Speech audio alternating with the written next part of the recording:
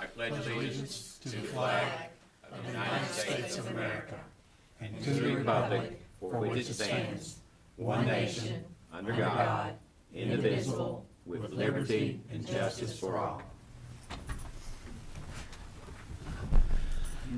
Thank you. Shall we call the roll, please? Mr. Bradley? Mrs. Butcher-Conway? Here. Mrs. Singer-Erdley? Here. Mr. Lesby? Here.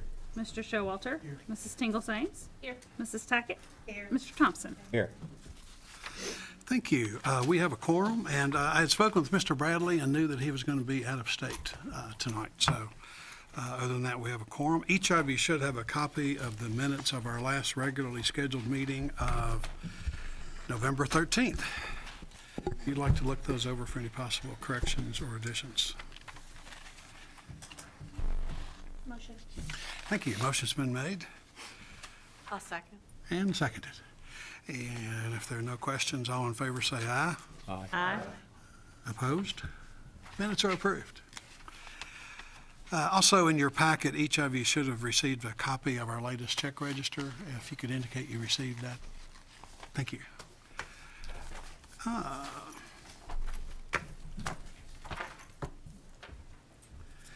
And now we're to the point on the agenda for the public comments. And looking at the public comment sheet, we normally just take these in the order in which they occur. And it looks like just about all of the comments have to do with one of our later agenda items. So we'll just call them in the order that they are. For those of you who have not been to a council meeting before, we do ask that you, if you would, when you approach the podium, identify yourself, and if you could limit your comments to 4 or 5 minutes, we'll take as long as we need, but we want everyone to have the opportunity to speak that would like to do so. Once the public has spoken on these issues, the representatives of the owners seeking the zone change are here, and we'll probably allow them the opportunity to speak as well. And then we'll go on with the balance of our agenda. So the first person who has signed up for public comment, it looks like Ruby Troyer.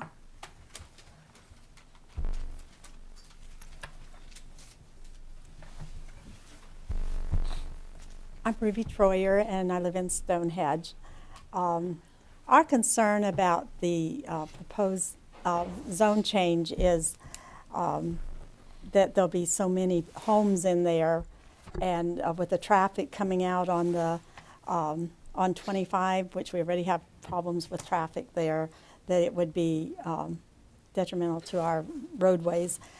We did have a signed petition, and I thought that it was sent over to you all.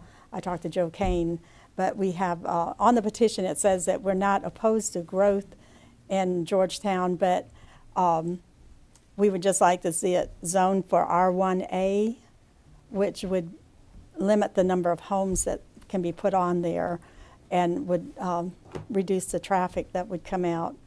And we have over 200 signatures on our, it's from the school, the teachers at the school, people that live along 25, businessmen, and of course our community there in Stonehenge.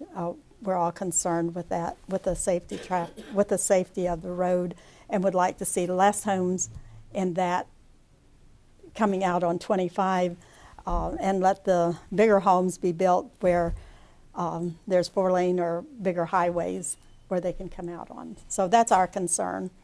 Good, thank you. And Ms. Troyer, the petition was intended to be included in the council packet, or will that be in the minutes that we sent?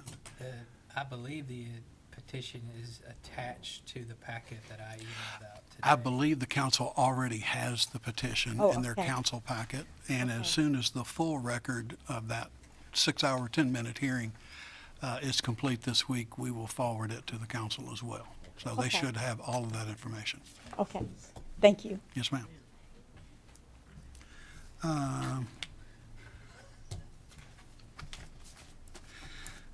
Nathan, would it make sense to pass over you and come to you last? Yes, sir. I was actually going to ask to reserve my comments to the end. Thank you. Mr. Al Mullenix.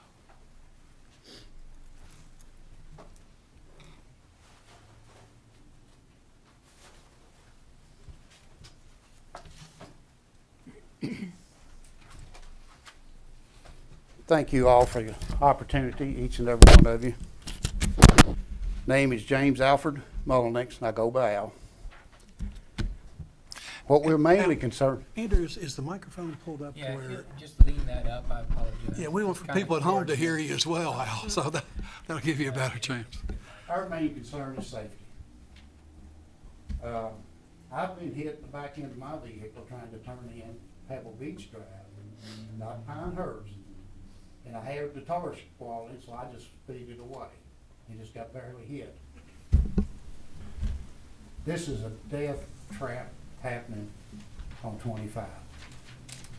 My wife spent 5 stoplights just to make a one right-hand turn today.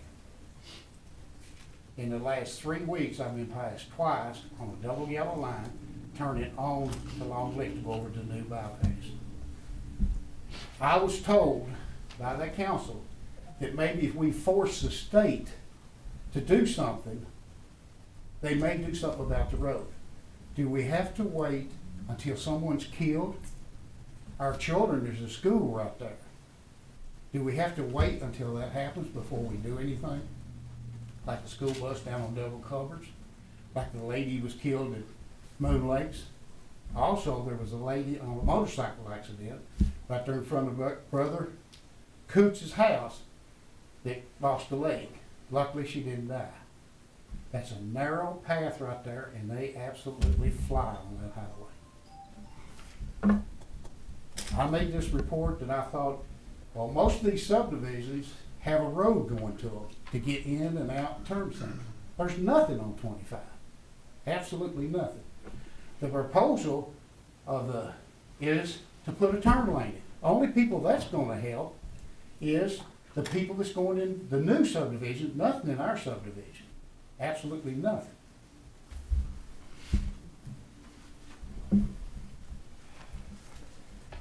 They say it's failing. That's supposedly the report that we heard last month, that the road is failing. I think it's beyond failing. I think it's just a disaster. Exactly, someone is going to definitely get killed. Why would you put a fire out with gasoline? My nephews, both of them work on the fire department. I come down there one day, and they was sitting in our subdivision, in Pinehurst, where this road's supposed to come into, sitting in a fire truck, and I asked Jeremy, I said, Jeremy, why y'all sitting here? He said, Uncle Al, he said, there's a fire back its lane. We gotta be here to stop the traffic so we can get our fire trucks in here on a 2-lane highway. That is not a state highway, that is a federal highway. US 25 reaches all the way from Michigan to Florida. And Tom, you know for a fact that that was the only highway when we was kids. That is a federal highway. Yes, sir, it is a federal highway. Well, they kept saying it wasn't. You followed it, that was a state highway. Maybe the state maintains it and the state upkeeps it and stuff like that. But It's called US 25 for a reason. that is correct. School buses. There's a bunch of school buses out there going each direction. Like I said, the travel lanes is only going to affect the people going into that subdivision. So I please ask the council to think hard and try to keep down some of the people. I know you can't stop it. You can't stop growth. There's just no way you can stop growth. But cramming that many people in that area, somebody's going to get hurt. Thank you all for y'all's time. I appreciate it. Y'all have a great day. Thank you, Al. Next on the public sign-in list is Stephen Price.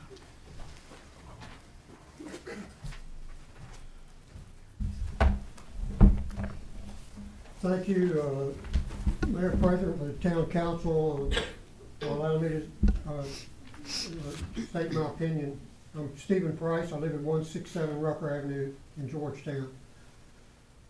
I'm here to address an issue that you're going to consider later in this council meeting, that is rezoning of the so-called Yancey Griffith Farm. And I'll read you a letter that I wrote to the news graphic several weeks ago and was published by the news graphic. I'll read from it, if you don't mind. Scott County Planning and Zoning Commission will, on November the 9th, 2017, at 6 p.m. debate request to rezone 122-acre Yancey Griffith Farm just north of Georgetown for housing. All Scott Countyans have an interest in being there to hear, if not join the debate. I intend to be there to say that if the farm is rezoned for housing, then every house must be on acreage large enough for non-mechanized homestead crop work. That may sound out of place in an automotive community, but I want to read to you from the Kentucky Driver's Manual, published by the Kentucky State Police. Here's the advice of the Kentucky State Police to each and every Kentuckian. Drive less. Consider other modes of travel. Drive only when necessary. Combine as many trips as you can. Your vehicle is safest and most economical when it is parked. Consider carpooling, taking the bus, using a bicycle, or walking. That's advice from the Kentucky State Police to every Kentuckian. And as Mr. Molnix just implied, rezoning for multiple housing on the Yancey Griffith Farm is going to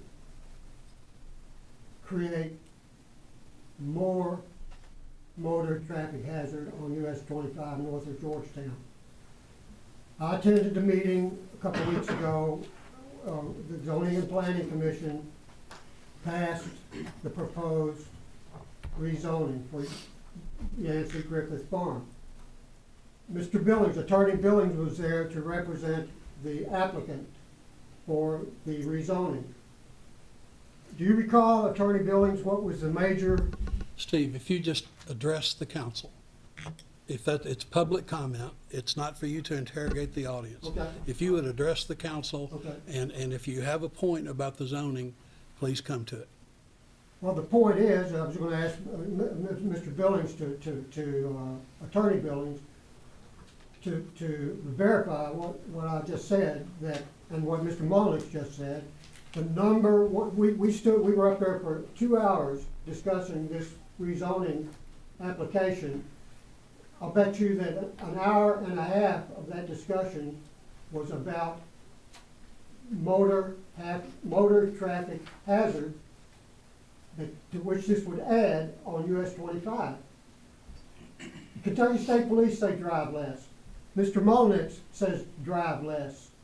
And your policy regarding this zone change request, in my opinion, should be drive less, not drive more. And if you allow, 480 houses? I'm not sure, over 400 houses to be built there, plus there's some apartment houses, you're not saying drive less, you're saying drive more. And what is the answer? If you join the state police, join Mr. Molnix, join me, join all the, 50, 60, maybe 100 people who were at that meeting, maybe a dozen of whom warned against increasing traffic on US 25 north of Georgetown. If you join that body of opinion, including the state police, and say drive less, then you cannot seriously consider this request for a zone change, and you must reject it. And what is the answer then if people are not to drive? What is the obvious answer? What's the alternative? The alternative is in the letter, that if I had continued the letter, this is about, that I wrote regarding the Planning and Zoning Commission meeting. I heard Judge Executive Lusby tell fiscal court some weeks ago, manufacturing is the future of Scott County. Lusby is no gardener and overlooks the obvious fact.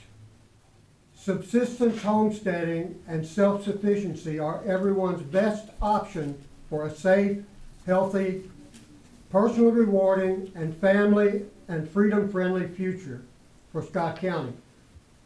What does that mean? That means home horticulture, home productivity as opposed to motor consumerism. Every person should be encouraged by your public policy to stay off the road, stay home, and raise crops. Thanks, Steve. And if you allow any more housing to develop in Georgetown, every bit of that housing, including on the Yancey Griffith Farm, should be designed to accommodate home horticulture and home subsistence practices, and thus to Thank you, reduce Mr. Price. We're motor done. driving and motor consumerism. Thank you. Thank you. Next on the list, I think, is Jeremy. I'll hold my comments, Mayor. How about, Brad Onheiser.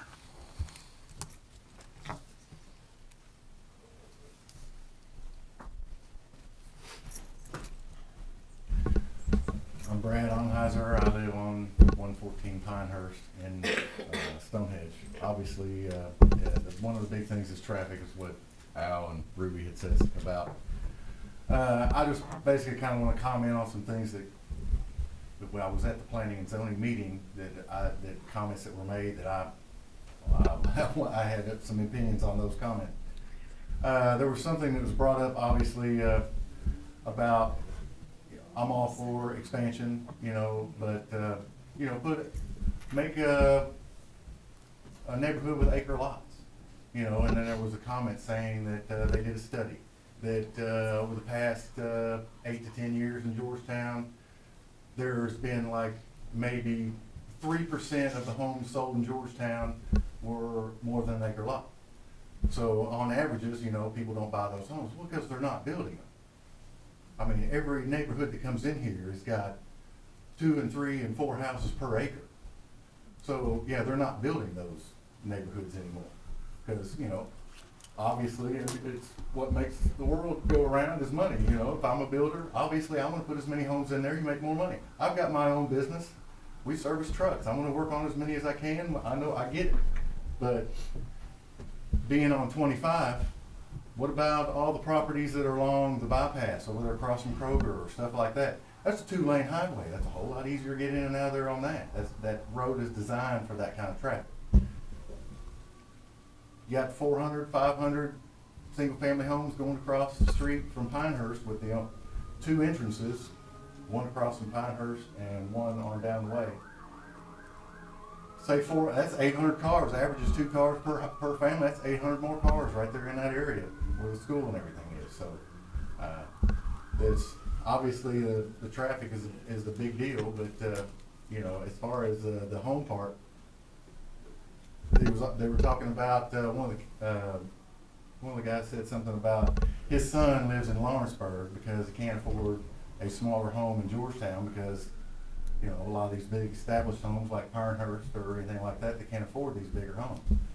Well, they're not looking that hard. I mean, I bought my first home in Georgetown too, and it was just a little small 1,200 square foot out in Bradford. They're out there. You're not looking very hard. And I've done my time, worked hard for what I have, and I can buy a bigger home out in Stonehenge. But it's the areas are out there. Georgetown's getting bigger. I mean, Lexington and Georgetown will probably be the same before too long. But you can, the areas are out there to build. The access to it. There's better areas to get to. Like I said, off a 2-lane on the bypass, other than a 4-lane on the bypass, other than a 2-lane on 25. Thank you. Thank you. Terry Beckner? I'm gonna wait. Well, you're the last. So, now's your chance.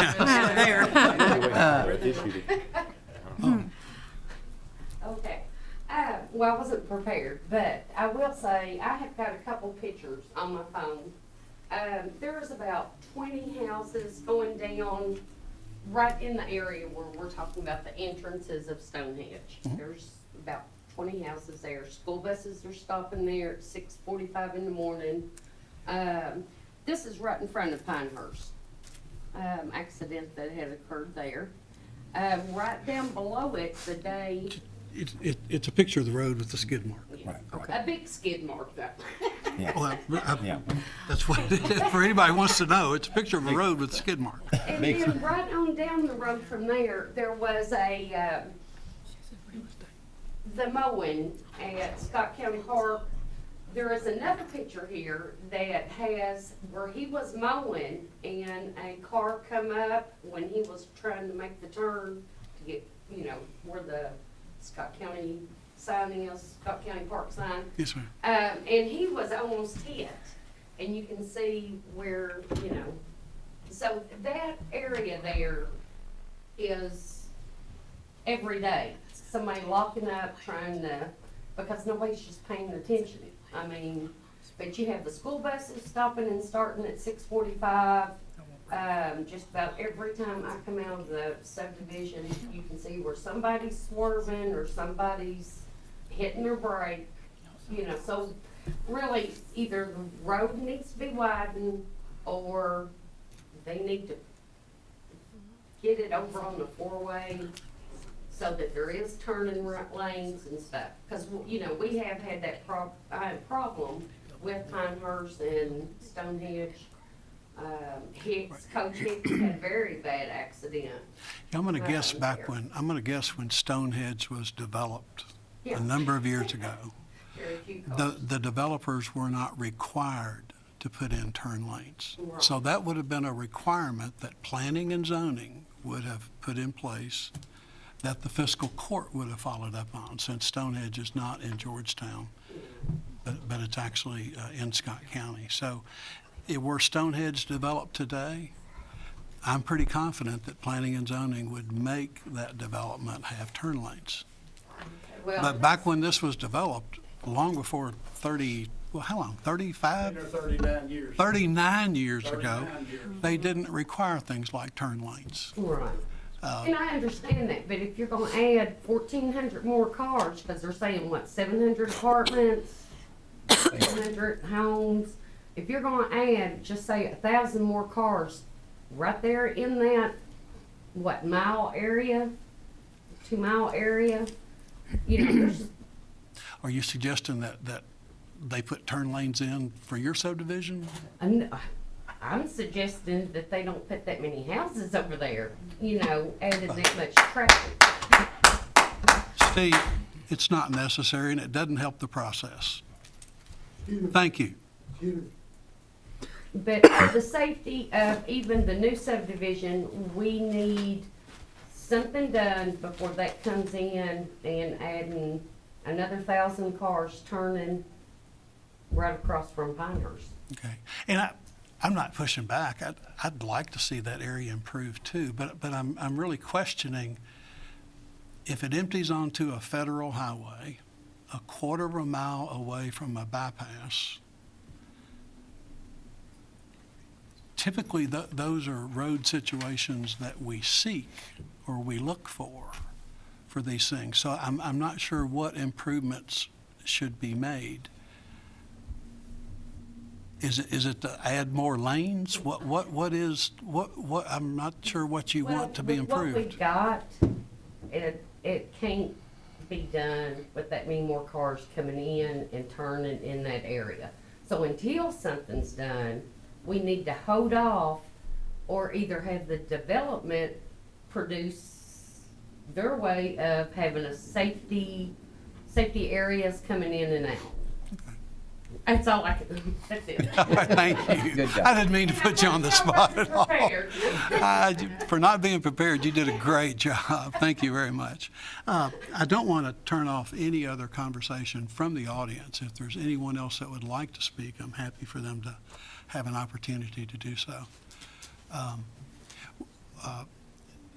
Nathan, I'll give you an opportunity to speak, but something that I would like to help the council understand, if I could, particularly for the council members who may be new on the council. And remarkably, this is one of the first controversial zone changes that we faced in 3 years. For many years, the city of Georgetown and Scott County have had an agreement where we formed our Planning and Zoning Commission, with the Planning and Zoning Commission being given the responsibility to be the fact-finding body for the court and the council, and to ultimately hear the testimony and make recommendations to the city if the property is physically located in the city, or to the fiscal court if it's located out in the county. What the Planning and Zoning Commission has done to this point is have their public hearings with on-the-record testimony. I think that was the meeting that was a little over 6 hours long recently. And then the Planning and Zoning, what the Planning and Zoning Commission will do is, from the record that is created through the testimony, they will make findings from that record and then base their recommendation on the zone change on their findings, which is the sequential process that they follow. City Council is the ultimate decision maker on zone changes within the city. So Council has the ultimate authority in this matter. But the statutory roadmap that we have to follow in making these decisions makes it more than, it can't be just a, I don't like this idea. Once you receive the record, and you will receive it this week, you can pour through that. Andrew sent you a link today to the YouTube video that if you have an extra 6 hours and 10 minutes, you can watch every bit of that testimony. It's there for you online, and the record will be provided to you. Council can decide to accept that record, or you can create your own record if you wish to go through all those hearings yourself and do the fact-finding yourself. Typically, well, I will strongly recommend you not do that. And the only reason I can think of to reject the existing record and create a new record is if you think something has not been brought forward, something has not been put on the record that needed to be there. If you read this record and it's sufficient, then that work has been done for you. Council has the further right to read that record and read all of the testimony and reach a different conclusion.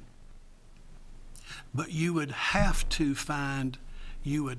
take from that record and reach different conclusions in your findings to base a vote against the recommendation.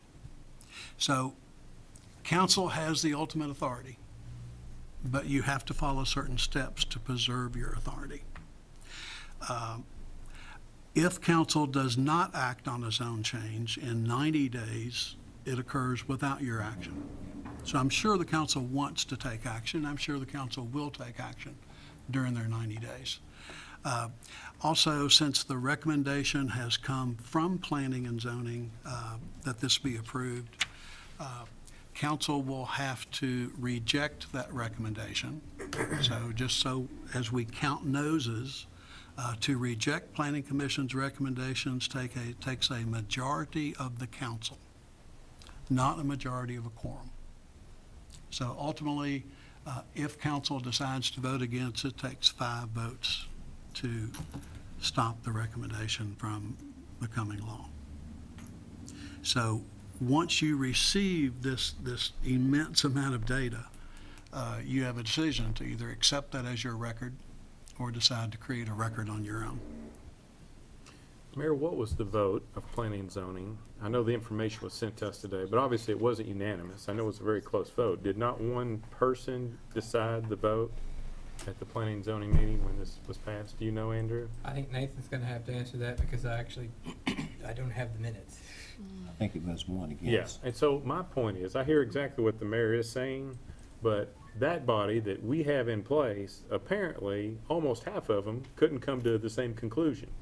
And had that one person gone the other direction, there'd been a whole different outcome. So I'm just sharing that because this is a pretty well considered request. And what I mean by that,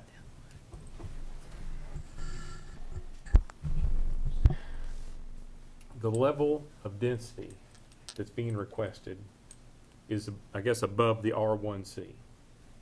Which particular one are you talking about? We're Don't talking forget about there. the US 25. Okay. Right? 2 on the agenda, don't forget. Right. Right, but all comments so far has been to the 20. Okay, I just wanna make sure. The thing that I wanted to point out, and I don't know if we're trying to get into it right now at this moment and discuss both of them or one of them. I guess I was thinking that this was just comments from the audience. Is that still the phase that we're in? It is. I just wanted to, particularly for new council members, to give them some understanding Right. of this zoning process. Right. You're right. Okay. Well, we'll just let it play out. I don't know if Nathan's getting ready to speak now or if we're on the agenda for a little bit later in the meeting, obviously. We can talk about it then, I guess. Yeah, about the only thing in between that is mayor's comments. So. Okay. That'll be a while, okay? So but yeah, I had intended to let Nathan speak. But, you know, Planning and Zoning Commission, it's not rare for them to have a close vote, is it? That seems pretty Is it less valid? I don't know that it's less valid. I mean, you know, if you know, if one person's all it takes to tip it, then it's We have obviously close vote- valid. We have close votes here, We do have close votes. and they stand. They stand. But, at least in my opinion, when it's a close vote, that kind of raises a little bit more question about the subject matter. Oh, I agree, and that's why I wanted everyone to understand. Yeah.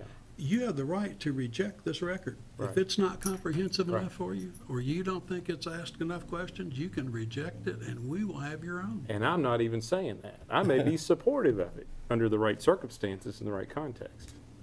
I think that's a valid comment. I mean, what you said. I didn't realize that myself, so that helped me just to know that, you know, so.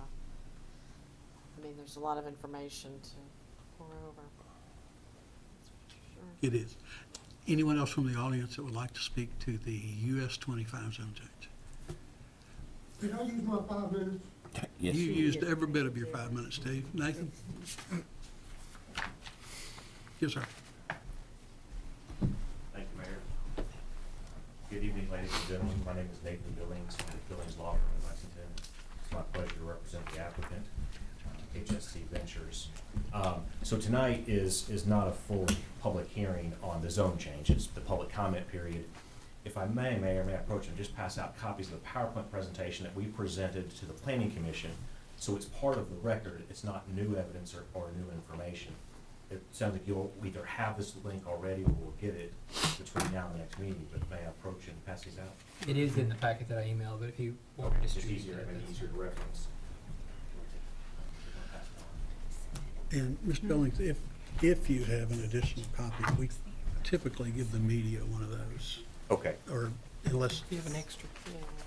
Yeah. I think we can do it next year.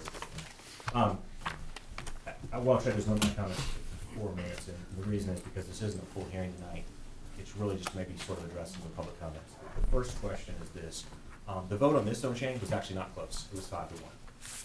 It was not close at all. There was only one dissenter, Okay. Mr. Smith, whose Okay. father owns the property to the north of this, and he believed it should have been R1A. Everyone else voted in favor of R1C. Okay. Second, this process for us actually started in February of last year when we put a contract to purchase the property. And our meetings with the staff of the Planning Commission began in the summer. And one of the things that is important is, as you all know in Georgetown, is the issue of density. Every time a new development begins in Scott County, it takes critical agricultural and farmland. And so there's this ever-present tension and balance between figuring out, for a property that's going to be developed, what should the density of that property be? The initial proposal on here, try to respect the comprehensive plan that you all have adopted, is to add density inside the urban service boundary. And our proposal was 7.8 units per acre. What the Planning Commission actually adopted is half that, 4.0 units per acre. So in this process, it's not just one hearing. There was a 4-month iterative process with multiple meetings with staff and hearings or workshops with them to walk through that process. And at the end, the Planning Commission, even though we had asked for more density, the Planning Commission still said, no, we think R1C, single family, I want to make sure there was a reference earlier to 700 apartments. That was a plan about 4 iterations ago. The approval is R1C, which is single family, 4 units per net acre, which puts the density of here going to be about 450 units. We have a development plan. This still has to be approved by the Planning Commission, so this doesn't allow us to start moving dirt tomorrow or building tomorrow. The overwhelming comments you've heard tonight are really to do with traffic and safety. Now, just from a logical standpoint, do you think we could sell 450 single-family residences if traffic was such a problem in this area? As soon as somebody went out there to look at a house and they couldn't get in or out, they wouldn't want to buy there. So we have a self-interest, as well as a general public interest, in making sure that traffic along here is manageable, is not made worse. In fact, that's the legal standard we have to show the Planning Commission, is that when traffic doesn't make it worse. The traffic out there is not good. Specifically, there's a rating system, and the traffic at the intersection of Cincinnati and Champion Way is rated as an F. And our traffic doesn't make that worse. What our traffic engineer found, and he actually did 3 different studies at different times, is that the timing of the lights is inconsistent with good traffic flow. And that although the planning and zoning and engineering here have tried to get the state to address that, the state hasn't yet. And I'll come back to that in a second.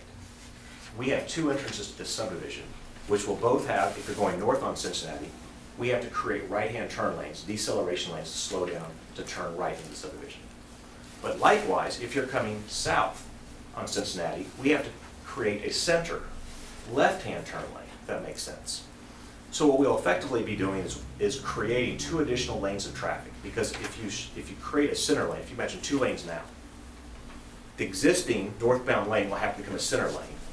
So we will have to create an additional northbound through lane and an additional right-hand lane. So essentially along this property, it will create a benefit for the people who live in Stonehenge, because now they will have, at their one entrance, they will have a center turn lane that they can pull left. So you don't have people going around on the median or side of the road to pass them, because you'll have a designated stop there. But that'll be both northbound and southbound for a very important reason, because that's what the traffic engineer suggested. I think, benefit to the city is this: to get those construction plans approved, we have to go to the State Department of Transportation, and they have to tell us exactly what we have to do to comply with federal highway guidelines.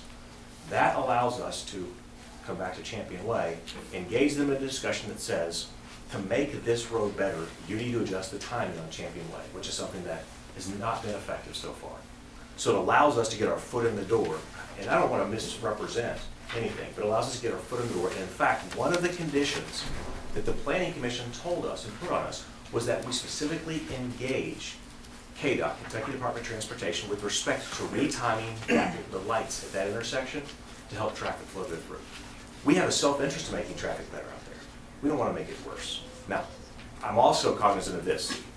Georgetown wants its growth, residential growth, to go north along this corridor. The next 20 years, that corridor will become more congested. That's one of the reasons why the bypass is proposed around, to finish connecting around to the north side. I don't have a crystal ball, so I can't tell you what the future holds, but I know there's a plan that will help alleviate some of that traffic that has been in place for a couple of years. I have a question on your lanes. Are you using the property that you're developing to add that lane, to have that space, to have the turn lanes and to have the center? Yes, ma'am. We are not going to encroach on any of the existing homeowners on Stonehenge.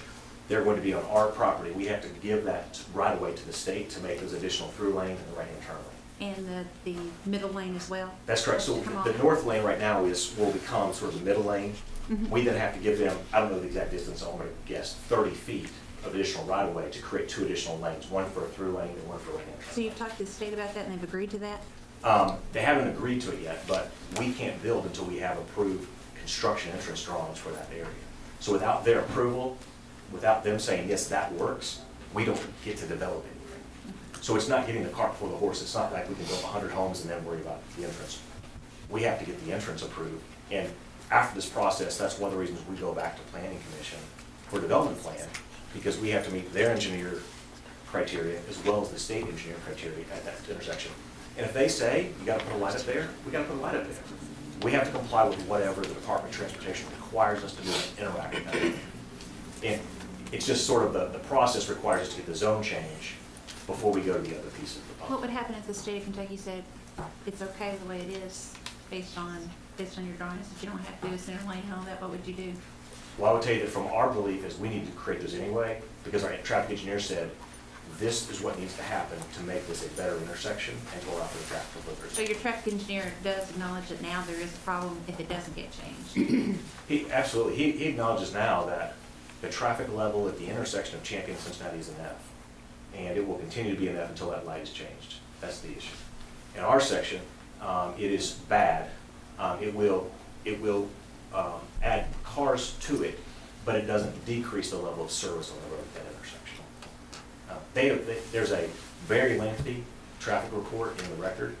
I don't know if it was part of what you were emailed today or what you will be getting, but if you read through there, it very clearly articulates 2 entrances, right-hand turn lanes, center turn lanes. It allows, it's called stacking, where people coming out of the subdivision will have a right-hand turn lane and a left-hand turn lane so that they're not caught up behind there for a certain, I don't know what the distance is back, but it's that way. People turning, for example, left, don't hold those people who want to go northbound. What was surprising about the traffic study is both times of day, both AM and PM, there's more traffic heading north on Cincinnati. One would think one time a day you would head north, and one time a day you would head south. Both times a day it's heading north. I don't know. I don't know why that is. It just, It's all the trucks going to the landfill? it could be. But even at PM, it's, I mean, 4:30 and 6:30 was that same thing. So Nathan, was that talked about at the planning and zoning meeting, what you just said with the approval from the, I guess, the state? Okay, right, yes, sir.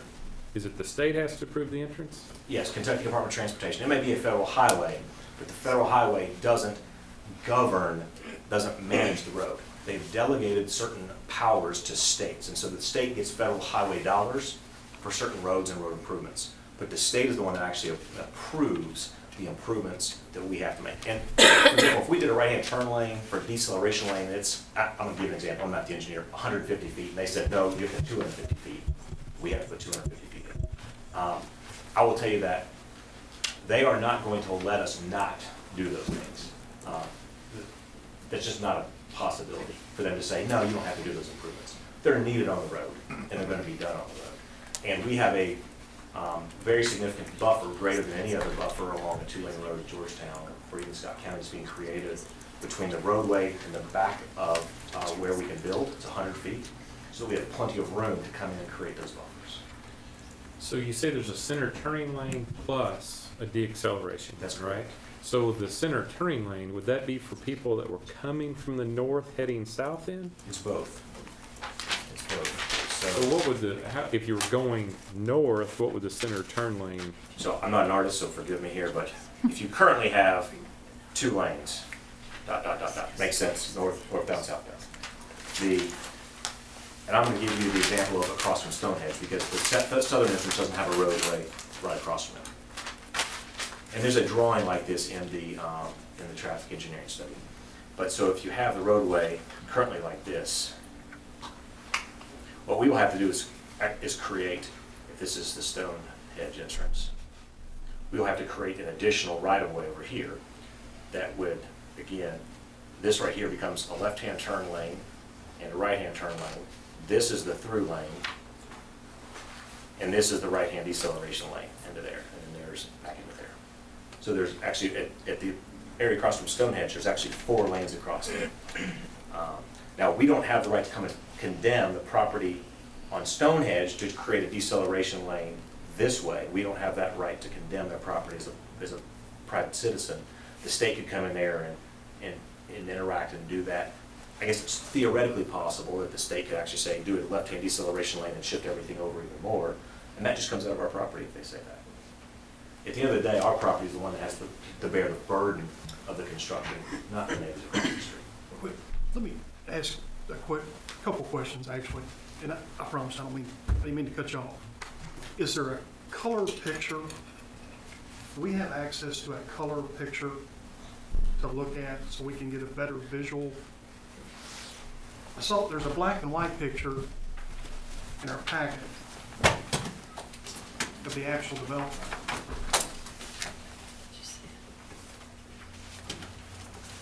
I'm not sure I have one with me, but I'll look real quick.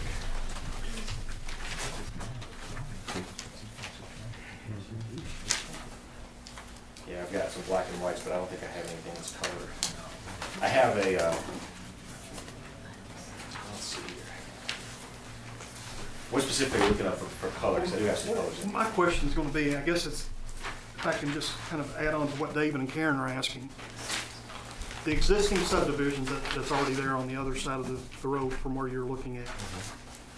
The widening of the road, if that does get approved, is that, there's two entrances / exits in and out of that existing subdivision. Correct. So between those two entrances, is the road going, if this goes through, between those two entrances, is the road going to be widened? If you're asking, so this is a color picture of an aerial of it. About here is the southern entrance. And I understand this is probably hard to see from the scale. The southern entrance is down here. The northern entrance is right across from Stonehenge. So your question is, will there be an additional through lane created all the way through here? The answer is, I don't believe so. At some point before here, there will be a deceleration lane. I don't know the distance that's required for engineering specs. But the reason why is you don't want to have a lane that comes all the way, because you have people turn right and drive all the way up through there, which impedes people coming into a deceleration lane.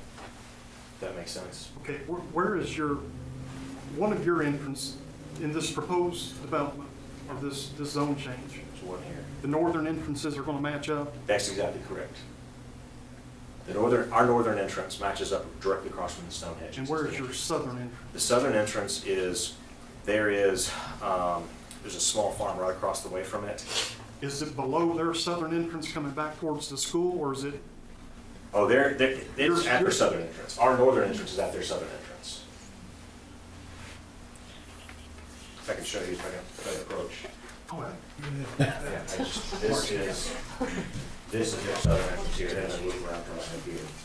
Our northern entrance is here, our southern entrance is down about maybe a little higher than that. There's a karst area, a sinkhole that we have to come in north of that sinkhole.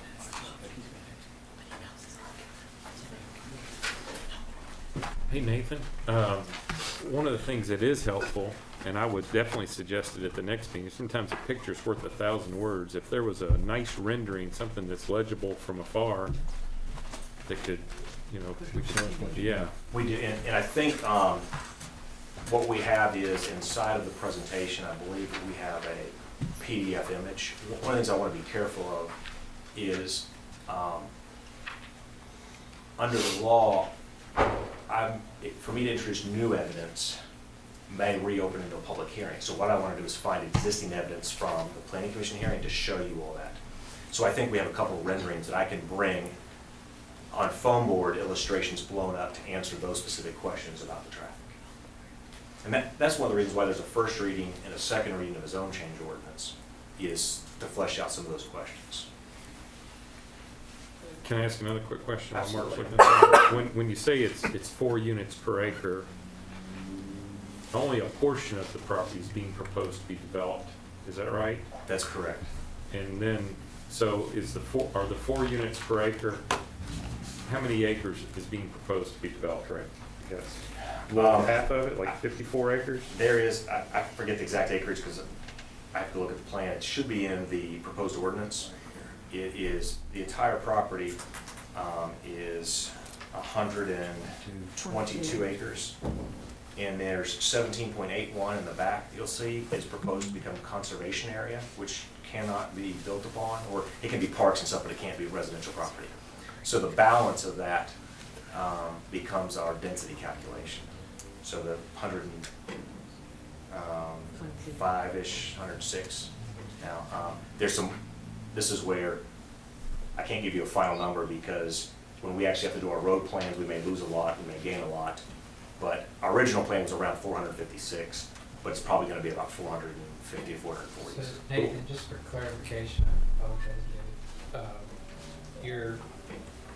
One of the slides called for an R2 PUD area with what looks like apartments and townhomes. That is actually not part of this current zone change. That's a good clarification, correct. So the Planning Commission did not approve our request for R2 in that area, they approved R1C. So the density, although we had agreed to a lower density on the R2, they said, we're not sure about that, we're gonna do R1. Were there multiple votes on this? No, sir. Just one Just vote? one. There was a long hearing.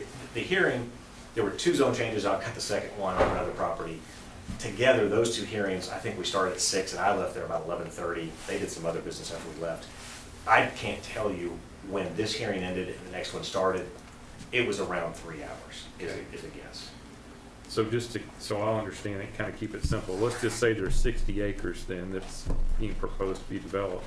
No, it would be more than 60 acres. In this first phase? That's correct. So the total to be developed would be the 50.62 plus the 51.58, which gives you about 100 and 102. How many acres is the total property? And there's 3 acres in the back. So I want to, again, to your original, because there are slides in there that aren't, That's kind of what are I'm no looking at. longer applicable. You've got some that show single family on the eastern side, and you've got multifamily on the western. Now what you're saying is Planning Commission essentially approved single family across the whole thing with the 3-acre conservation area. The 17.5 acre, and then there's a 3-acre R1C in the very back corner that So have to is sell it off. this no longer, It's no longer Yeah. correct. Yeah, so what, but this is no longer correct, but is there something different that was sent to us than this? no, so here's what technically occurs.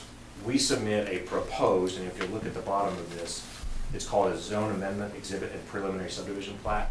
That's the technical name of this document. That's what we submit, and we went through probably 10 versions of this with the application.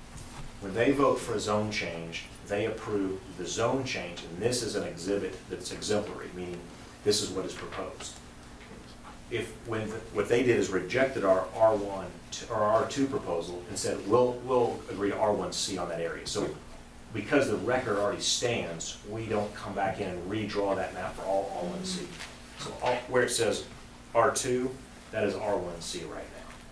So Nathan, It's sort of confusing. Extremely. Yeah. Because it makes you think that, okay, we approve this, and And then they're gonna go ahead and build. you're gonna go ahead and do what you wanna do after we've approved it, thinking it's one thing, and then it gets done differently. And that would be incorrect. The Planning Commission's holding vote was for R1C on all of the property that we had marked either R1C or R2. There is no R2 approved at all.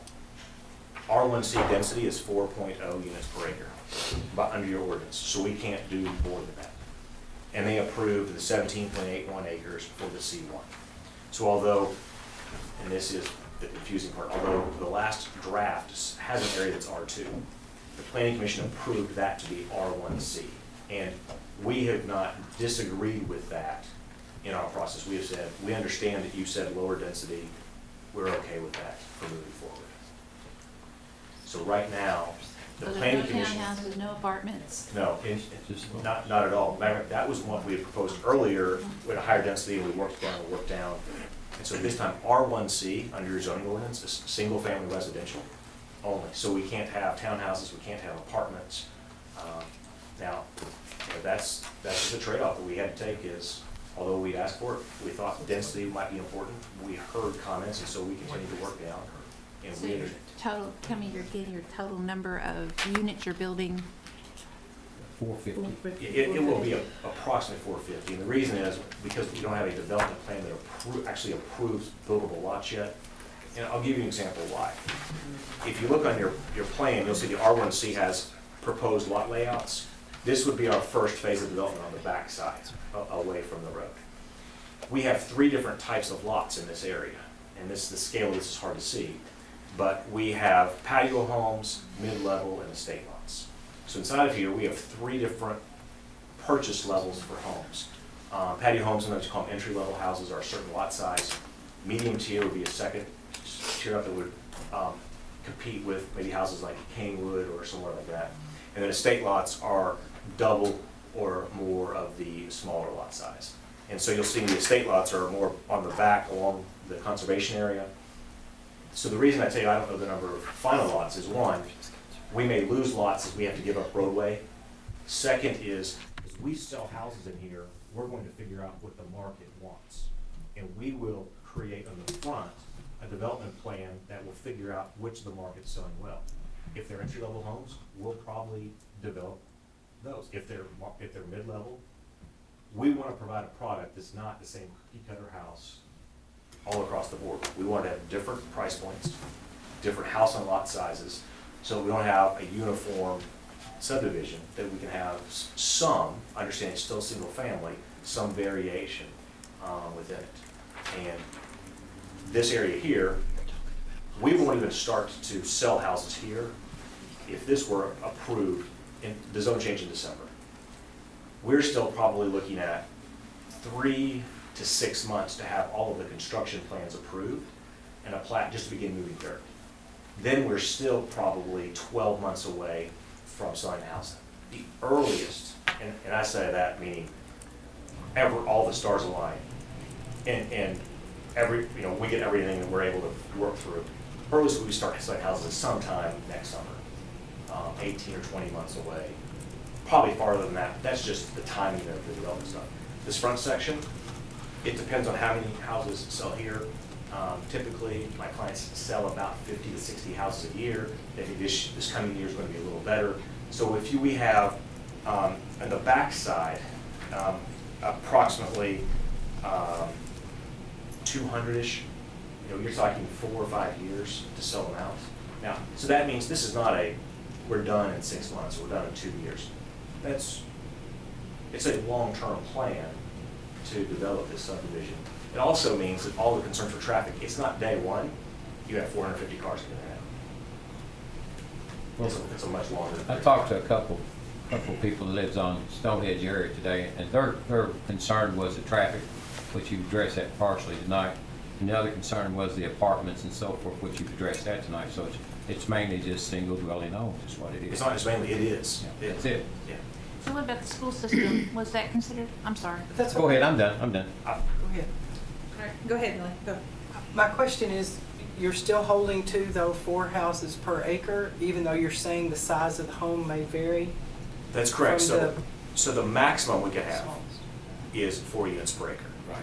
And so it's possible that if we start selling estate lots and they sell really well, we would do more estate lots. Well, that would drop our density down because as the lots get bigger, you can only get 2.5 or 3 units per acre. So depending on what decision the customer wants. But what I can tell you affirmatively is what the Planning Commission has recommended to you all and what we have said we are in agreement with based on their findings and their vote is 4 units per acre is the maximum we can do. You can't go more. That's correct.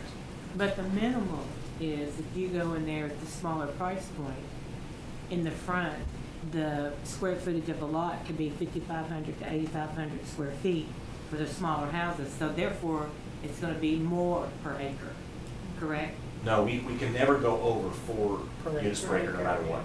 Okay. Now, if you went out and measure a single 1 acre area, could there be 4.5 actually in a triangle or a box as you overlay? Yes. And this is where you actually have to be nerdy for a second. But the zoning ordinance has gross acres and net acres. And gross acres is the entire property.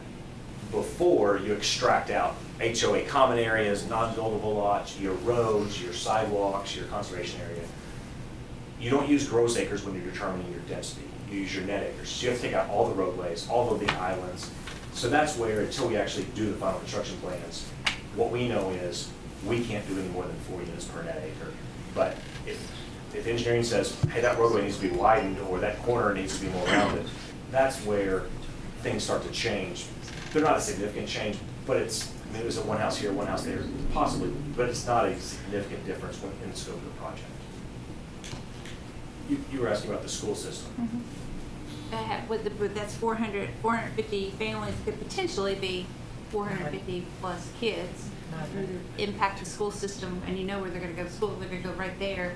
So was that brought up during planning commission about the impact on the schools? I don't know if it was brought up that way. I know that I didn't meet with the school system, but a representative of my client did, because originally we actually had drawings that actually connected our property in 2 locations down to the school property. We thought interconnectivity with the school property would be a good thing for traffic flow, for drop off, for students walking. What we heard back from them was the opposite, which was new to me. For security reasons, they don't want any interconnectivity except where they design entrances into and off of property. And so we actually cut those out because of their comments. In that process, I wouldn't have to, but I didn't hear anything that said, no, don't build houses here, no, we don't need it. I know that we have, there's a grade school there and a middle school there. I don't know their capacity, but I know generally the capacity of Georgetown schools, Scott County schools, as you all do. Right. But we didn't hear an expression. I mean, at the end of the day, somewhere, Georgetown is growing, as you all know, exponentially. And regardless, they're going to have to fit into the school somewhere. And there may be redistricting needs, but if you add 60 homes in here starting next year, and so if you think through that progression, you probably have 8 to 10 years here, probably minimum, to finish that out. And it's through there you have a number of people who are kids in grade school, a number of people who are in middle school. You don't have 450 families in grade school kids.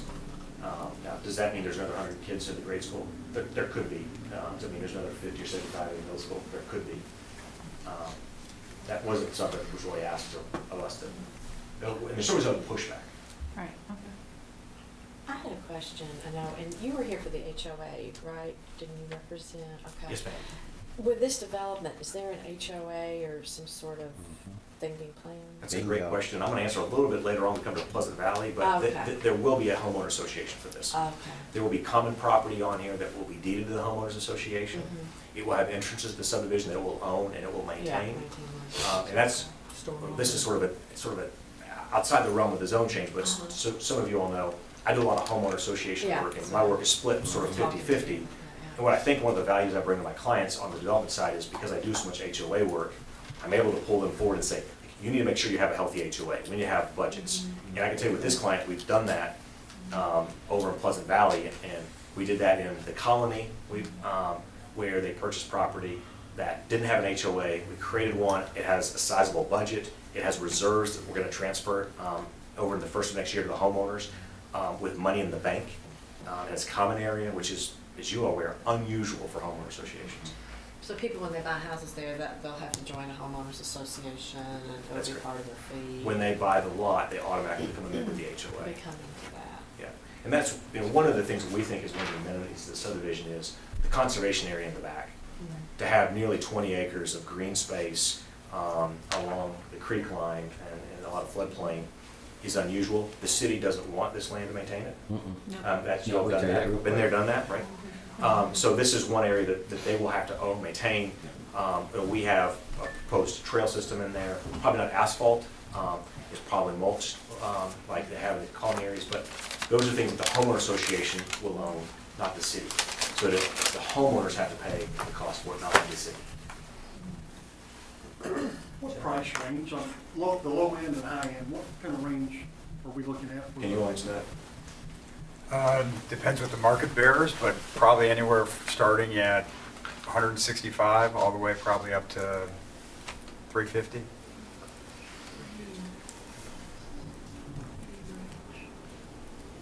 And I know the average price in Georgetown continues to go up. I mean, we have a closing right now in Sadieville for $350,000.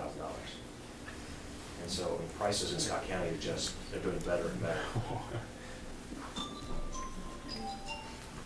Any other questions for Nathan at this point? Nathan, I do have one quick one, and it's really for clarification, but you said it was denied somewhere. Was that staff level? The request was denied for the apartments or the multifamily? So there's sort of I didn't go through the full chronology, but we originally wanted density that would have included zoning in the front that allowed apartments and townhouses. And the original concept was a commercial area that would have shopping and a little restaurant area, multifamily, which is apartments or townhouses, or condos, and then single family. And through that process, because this is now on the edge of the urban service boundaries, it was really sort of fleshed out that that type of density wasn't appropriate for this location. So as we walked through that, we pulled those back, and then we not only reduced the density, but reduced the area in which the multifamily would go. When we submitted our last proposal, we were still seeking R2 zoning, but single family for the majority, because we wanted some flexibility with the density. We were still agreeable to a density cap, but we wanted some flexibility. And the Planning Commission said, no, we just want single family residential. We heard that. So was that at staff level, or was that the actual board voted on that? Well, the way the board voted on that is they said R1C on the entire property except for the conservation area. So by that vote, they said it's only going to be single family. And they had discussion about apartments, and they just said it's not appropriate in the urban service boundary. There wasn't a specific vote that said, should we allow apartments? Procedurally, they said, we don't want apartments by approving an R1C zone. David's question, I think, was did staff recommend the entire development to be R1C, or did the Planning Commission come to that independently? Yes. Question. Yes, staff originally agreed with an R2, and we had some designs that showed locations of apartments. They changed their mind and came back with an R1C in their final staff report, and the Planning Commission adopted that. It's hard. Would you all be building all of your own homes? I know some of the folks that you're working with, but I guess would it be open to any other builders or just exclusively for you all? I guess. I don't have a crystal ball. I can tell you historically our path has been to develop and to build our own, but I also know that the world changes, and so I don't know. I mean, I can see. Our niche is not large estate lots. It is the patio homes and mid-level. And there's a lot of builders out there who do a really great job. I don't want to promise that, but I can see estate lots being sold to builders because there's a different product than what we're doing. There's a different craftsmanship that comes with that. There's a different price point. And there's just, you'll know that. I mean, patio home starts at $165,000 versus somebody's at $300,000. They want totally different finishes. I mean, they want totally different room sizes. They want crown molding versus flat. I mean, I guess what I was getting at, sometimes you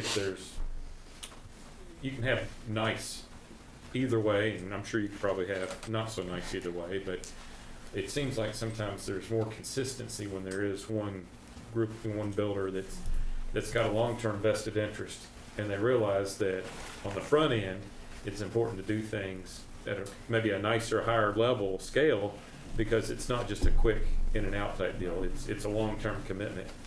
And I guess I'm looking for you all to maybe, I don't know if we can't regulate all brick, for example, but I know that that's something that people do like to hear. Yeah, and that's where what you'll find is when we finish this inside of our deed of restrictions for the homeowner association, we're actually going to have an architectural control committee.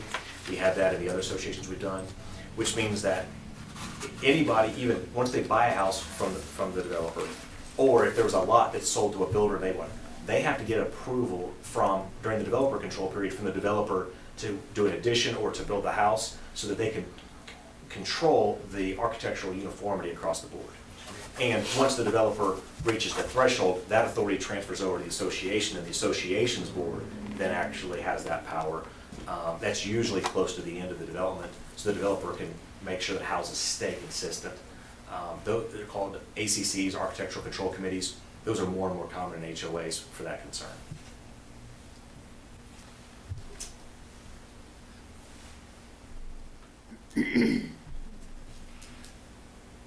There will be ample opportunity to discuss this further in future council meetings, and Nathan will be here at those times as well. So as you as you read the report, jot down your questions, and we'll have an opportunity to discuss this again. We also, while you're at the podium, Nathan, just trying to find some continuity to this conversation. In our effort to accommodate the crowd, we've kind of jettisoned the order of our agenda.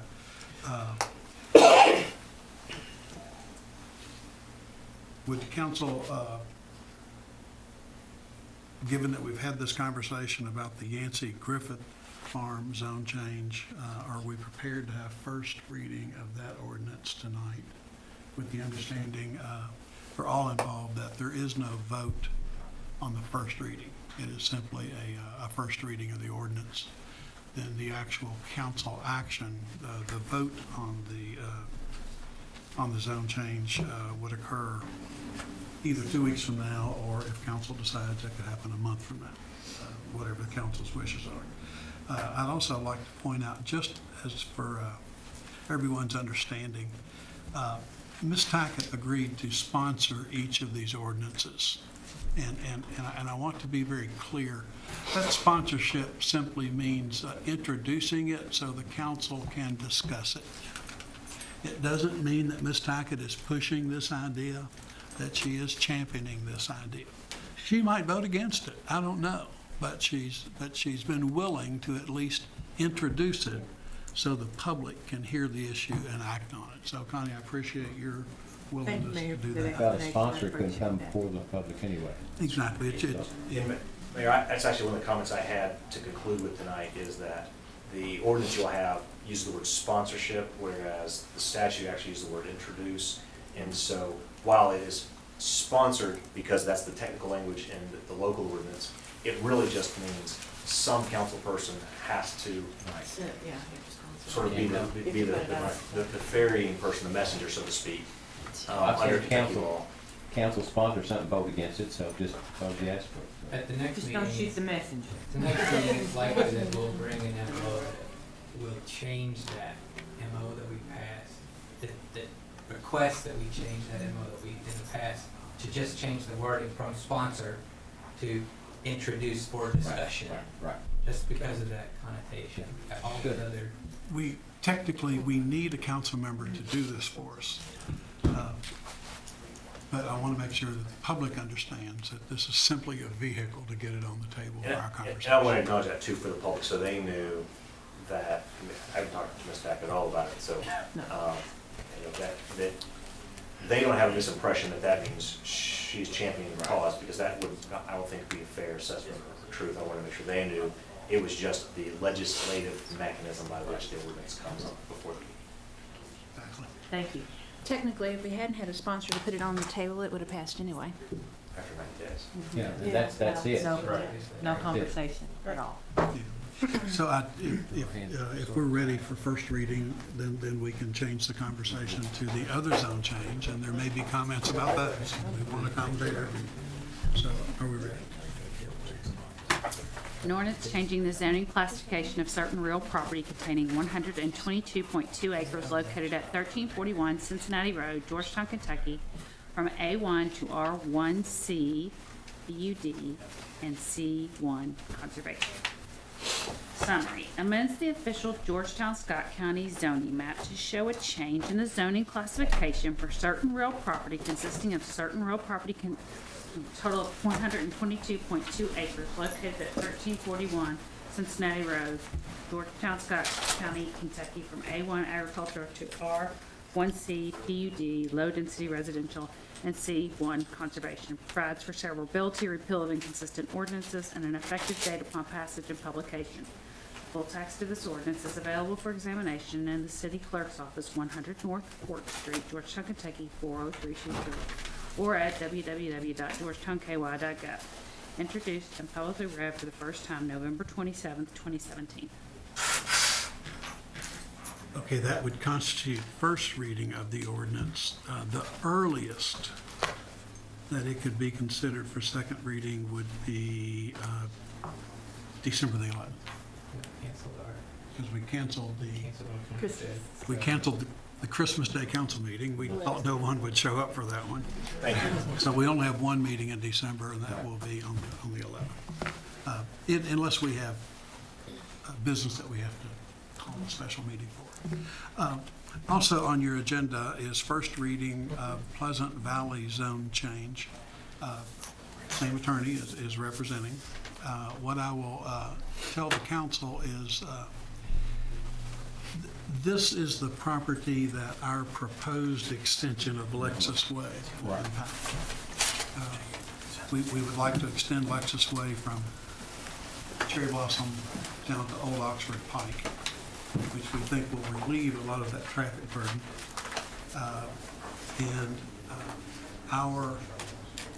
It's a 90-foot right-of-way for our proposed extension of Lexus Way is a part of the driving force between the proposed zone change for Pleasant Valley. Mr. Billings, is there anything that you need in particular to add? I haven't framed this one well, but this is asking for multifamily. Is that That's correct? correct. It was originally proposed as an R3, and staff came back and recommended R2, and we agreed with that. If I may introduce this one to say that this is the first time that your all's ordinance 2015-14 regarding common scheme development or HOA regulations have been put into interplay. So it's sort of ironic that with Andrew, I worked with Canewood, as you all may recall, and helped draft the ordinance. And this is one that there's an existing deed of restrictions or common scheme of development for this section of Pleasant Valley, and it requires us to give notice to the lot owners inside of that restriction and to have a public hearing before the Planning Commission to show that market forces have changed that justify a change in that common scheme of development. And the specific change we're seeking is that this area, which we are proposing to be townhouses and condos, not apartments, but townhouses and condos, would not be part of the Pleasant Valley single-family homes. And the primary reason for that is this will have exterior maintenance for the owners. They'll have to pay for roofs, for exterior mowing, for the parking lots, for sidewalks, for the access easements. And we didn't think it was appropriate to interplay the single-family homeowners' dues with the multifamily homeowners' dues, and that it was better to have two separate sets of restrictions. And in fact, we submitted to Planning Commission a draft of our restrictions, which are actually more comprehensive and stricter than the existing Pleasant Valley restrictions. So while we're changing it because it wouldn't be the Pleasant Valley homeowners, it's actually going to be a more strict and tightly controlled homeowner association involving townhouses and condos. So I think my opinion is the process worked well. We introduced evidence, and it's, if I may, I should photocopies of my PowerPoint from now also, and pass them out, man. Yes, sir. This was the market forces included the extension of Lexus Way, which was not contemplated when this development plan was originally proposed in 2005. So this is the current approval of this property was 12 years ago. Probably a little shorter than the Griffith property. This hearing was about 2 or 2.5. Again, I don't know the cutoff, but assuming that the Griffith property lasted from 6 to 9, we took a 10-minute break, and this one lasted from 9:15 to 11:30 or so. Not as many homeowners showed up, but a good amount of homeowners showed up for this one. The staff put a condition on here, which I think is, I do want to make sure I note, that we're only able to build a certain number of units until we have a second access point, either to Lexus Way or through the Ball Home subdivision over on Old Abbey. And which number of units? It's 86, I believe. I've got to go back to the chart. Page 21, it says 82. 82, I'm sorry, Well, 82. And we had suggested that under the traffic study impact would be a little higher than that. This vote was 4-2. So it was still, depends on how you want to look, hotly contested, but still a strong majority. I think the issue here is knowing the importance of Lexus Way and how it would change the number of single-family lots It is to create a buffer, a reserved area for Lexus Way extension that cannot be built upon, and is reserved for the city's extension to Lexus Way. We are capped at a building rate that would not add density or traffic beyond what is already approved until we have a second way out. In other words, it minimizes any impact on the existing neighborhood because we can't put more traffic there than what we can do today. Currently today, we have a development plan that was approved in 2005. We could go out there today and begin putting in our roads, our sewer, our water.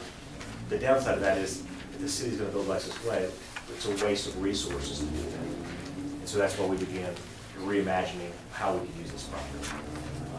We think that staff did a really good job. We asked for R3, they said no, we came back to R2. We have some a waterway that goes through here. There's a very high KU easement. Part of the floodplain backs up into here. So we have some site constraints that we have to make sure we monitor. We have some buffers we have to create because we have a different zoning. If this is approved, we have an R2 next to an R1, zone-to-zone buffers, create some additional buffers for the landowners. I think the biggest concerns from the public at the hearing, to be candid, were again traffic. And for those neighbors who backed up to this property, they wanted it really to remain farmland and undeveloped land. What we've actually found out is several of those lots actually encroach on our property. They have backyards that have extended into our property 30 and 40 feet. We've gone and laid our surveys. And so we'll work with those homeowners to make sure they have sheds and stuff. That's not a big deal. It's just a part of the process.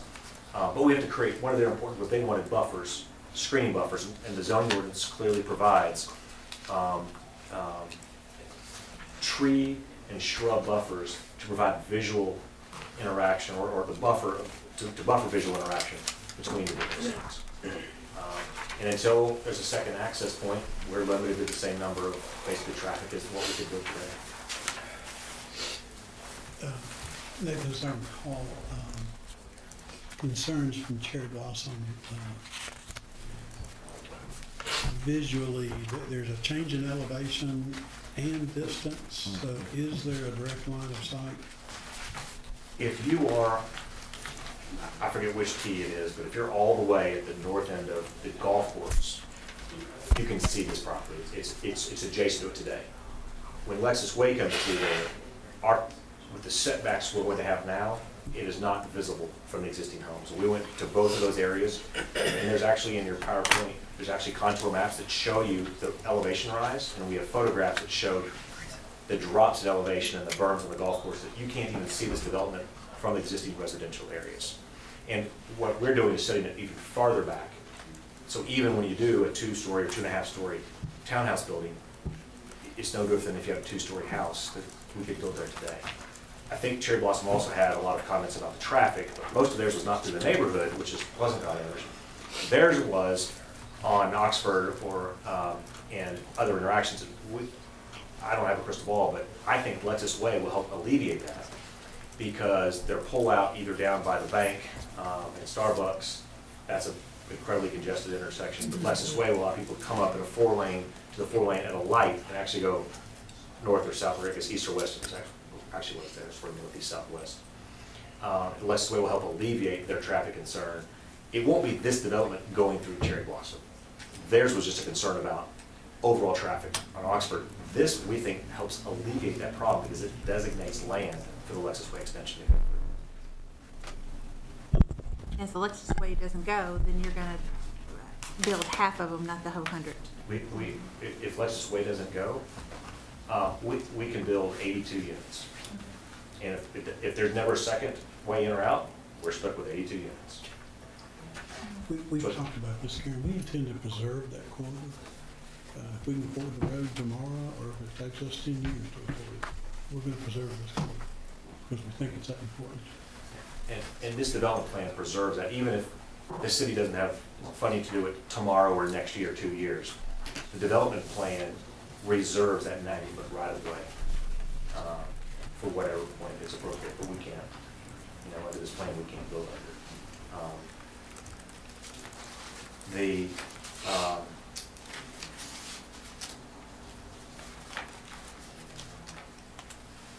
think one of the things that is important for this development,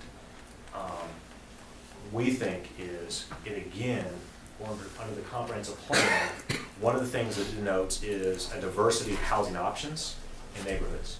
And currently, Pleasant Valley is all single-family residential.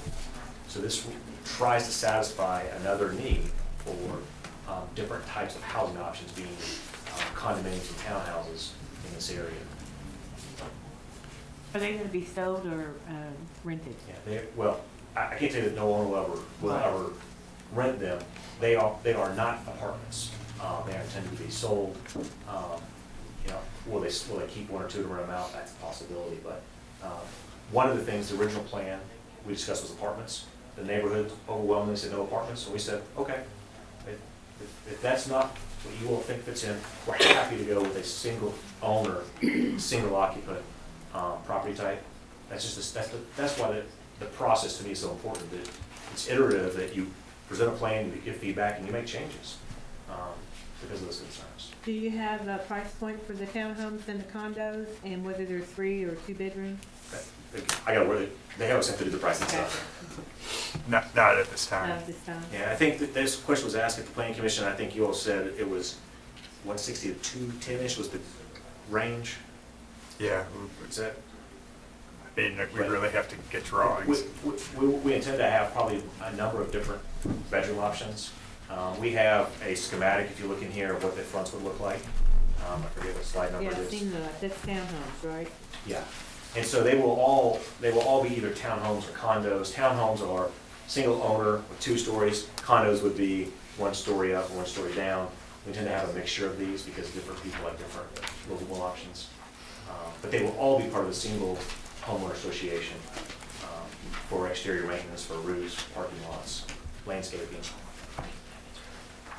Are any of the proposed townhouses, and obviously that's the only picture we have, or that I've seen, they have garages, or is just a common parking area is all they got? That's correct. Nathan, were garages still a requirement in Pleasant Valley as far as the covenants and conditions and restrictions go? They were for the single family. Yeah. So that wouldn't be an improvement, in my opinion. And I guess I'd ask you all that question. Is that not something that you could incorporate into this plan? 'Cause I've heard that, and I met with Jeremy and George there on site and trying to help facilitate this as much as I could, because they knew it was going to be coming to the council, and they were asking for opinions from some of the folks in Cherry Blossom, and I happen to be one of those people. And I'm sharing that with you all. That's one of the other concerns that I have heard from Pleasant Valley. Pleasant Valley's concerned with the change in the dynamics. I mean, you explained it rather well. You made it sound pretty favorable that it's not all going to be single family. Now there's going to be a little bit of townhome or multifamily, whatever you want to call it. But to the folks that live there, they are concerned about that because they built their homes and with the understanding that it was all going to be single-family residential. And how do you explain to them, now we're going to change it over to something that looks more like multifamily? Sure. Here's what I would, first is, I don't know that anyone could say they had an expectation that this property would be single-family. And the reason is because no homeowner ever goes and pulls the development plan from 2005 and can rely upon that in buying their house. They may say, I think Pleasant Valley is going to be single-family, but there's just no guarantee of that. I mean, people bought in Cherry Blossom 20 years ago. We got townhouses over there now that weren't envisioned. So there's changes. With respect to the garages in Pleasant Valley, drive around there at night and look at the number of people who don't park in the garages. They park on their driveways, and the people who park on the streets. Okay? What you will find is that the vast majority of people with 1-car garage or 2-car garages, and I'm guilty of that, we got 2-car garage, we park 1 car, is that they don't use their garages to park their cars. They use it for storage, they use it for an outdoor living space. I'm not saying that there aren't people who do use it, but the vast majority of people don't. If you go down the streets out there at night, what you're going to find is the streets are lined on both sides, from edge of driveway to the next driveway, where people park their cars on the streets. Why this is an improvement, in my opinion, and it doesn't mean that I'm exhaustive or I'm writing this, you're not parking on public streets. There's private parking areas that are off public streets where people are parking. That's an improvement. It's better traffic flow, it's better for safety. In my preference, there wouldn't be any on-street parking out there. There's a ton of young kids who play in that neighborhood. And cars on streets are a problem, are a safety issue. But we can't prevent that. Well, yours will all be contained within your property. That's correct. So it won't be on any, what you said, won't be on any public street. That's my point, is why it's an improvement, is because we're making sure there is no parking on public streets. It's all on the private property now, unlike today, where this single-family homes may have a one-car garage. Yeah. I'm just sharing with you a concern that. And we've heard that too. At this point in time, I don't think there's a plan to put garages. That doesn't mean something doesn't change, but I think if you look at, I'll give you an example, Kingwood Golf Fields, over on the far side, they have garages. Some people park in those. If you go out there, the parking lots are full all the time. Those streets are actually not public streets, those are private streets. There's a little bit of similar to our project, and that is private, there'll be private streets too. But out there, people park outside. I'd like to say if people use the garages, people could say what they want to, but I bet if we took a poll here. What about landscaping in the parking area? Will it be kind of like a typical commercial lot that we have here, where you have to have so many trees, kind of with landscape islands throughout? Yes, that's correct. There is a subdivision regulation that requires us to plant so many trees. We have to have zone-to-zone buffers. We've suggested a fence along the Lexus right-of-way there. And I can't tell you off the top of my head how many trees it is, but that's what thoroughbred engineering is paid to do, is to go through. And for every acre you have, or every residence, you have to have so many street trees. What I think you'll find is, with our price point, what we want to do for townhouses is, it has to have some nice amenities. So there's a proposed pool and clubhouse for this area. It's private for that association, but they're paying for it. That's the type of landscaping package that would be commensurate with this. Would the pool be in the first 80 or so units? We haven't talked that far, sir. I don't know how to answer that. So when you're talking about like the parking situation, when you were talking about the houses in Pleasant Valley, where they have garages and they have pull-ins to their garage, then they are parking on the street. We have so many subdivisions now to where parking's only allowed on one side of the street because of that issue. Fire trucks coming in and garbage and emergency vehicles trying to come in. So the actual parking will be not in front of their condos, it'll be in an area. Oh, no, it'll be in front of their condos. It won't be public streets, it'll be private. But there'll be plenty of room so vehicles can get in. Oh, absolutely. We have fire to, and emergency. when we design a parking lot for the access easements, we have to, one, have a certain number of parking spots designed by the number of bedrooms under the ordinance. Number two is fire has to sign off on all of the radiuses of those terms to make sure that fire trucks can get in and can get out. And so those are things that I sometimes take for granted in the development process that you will probably don't see, but we have a checklist of, I'm going to be facetious, 400 items is probably not that many, that we have to go through. I mean, we have to make sure that the sewer plant can handle all the capacity. That we can't do. We have to make sure that we handle all this off-site and on-site stormwater. So one of the things is we have to build, the prior developer didn't finish the development plan. So there's a wetland out there that drains right through the middle of this property that they didn't build the swell in the creek correctly. We have to go out and basically regrade hundreds and hundreds of feet and create the ditch line to allow the water to flow. It's not on our property, it's upfield. It's actually off residential lots off the farm to come through our property so that it flows properly. There's lots of that. There's sanitary storm, there's water. Will there be street lights and sidewalks for safety? There are sidewalks for safety.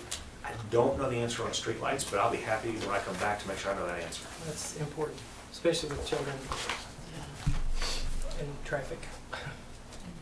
I know in the public streets there are, but I don't know on the private access. I'll find that out. Yeah, thank you. And on your your private access, then will the homeowner association there be in charge of the trash and the snow removal and all that as well? That's correct, because it won't be public. Okay. And there's something else you said that I'm kind of backing up on you to the last thing, just because based on something that you said. On the previous one that we talked about on North 25, you made a comment on talking about this one, that no homeowner that buys out there has the assurance that that won't change back in the future to apartments. Because you told David, to my understanding, how I interpret what you said, that when the people that bought out there with Pleasant Valley, there was no guarantee that they were a single, was something else already out there scheduled that wasn't a single-family dwelling? Had it all been zoned as You talking Pleasant Valley? Pleasant Valley? Well, this area has been zoned R1C currently for Pleasant Valley. So we could build single-family homes out there today. In fact, 3 weeks ago, we started clearing brush and stuff, knowing we're gonna do something. It was never zoned for apartments, it was never zoned for townhouses. No, but with going back to the other zone change, Uh-huh, for your question is, for us to ever do that, uh-huh, we have to go back through this exact same process.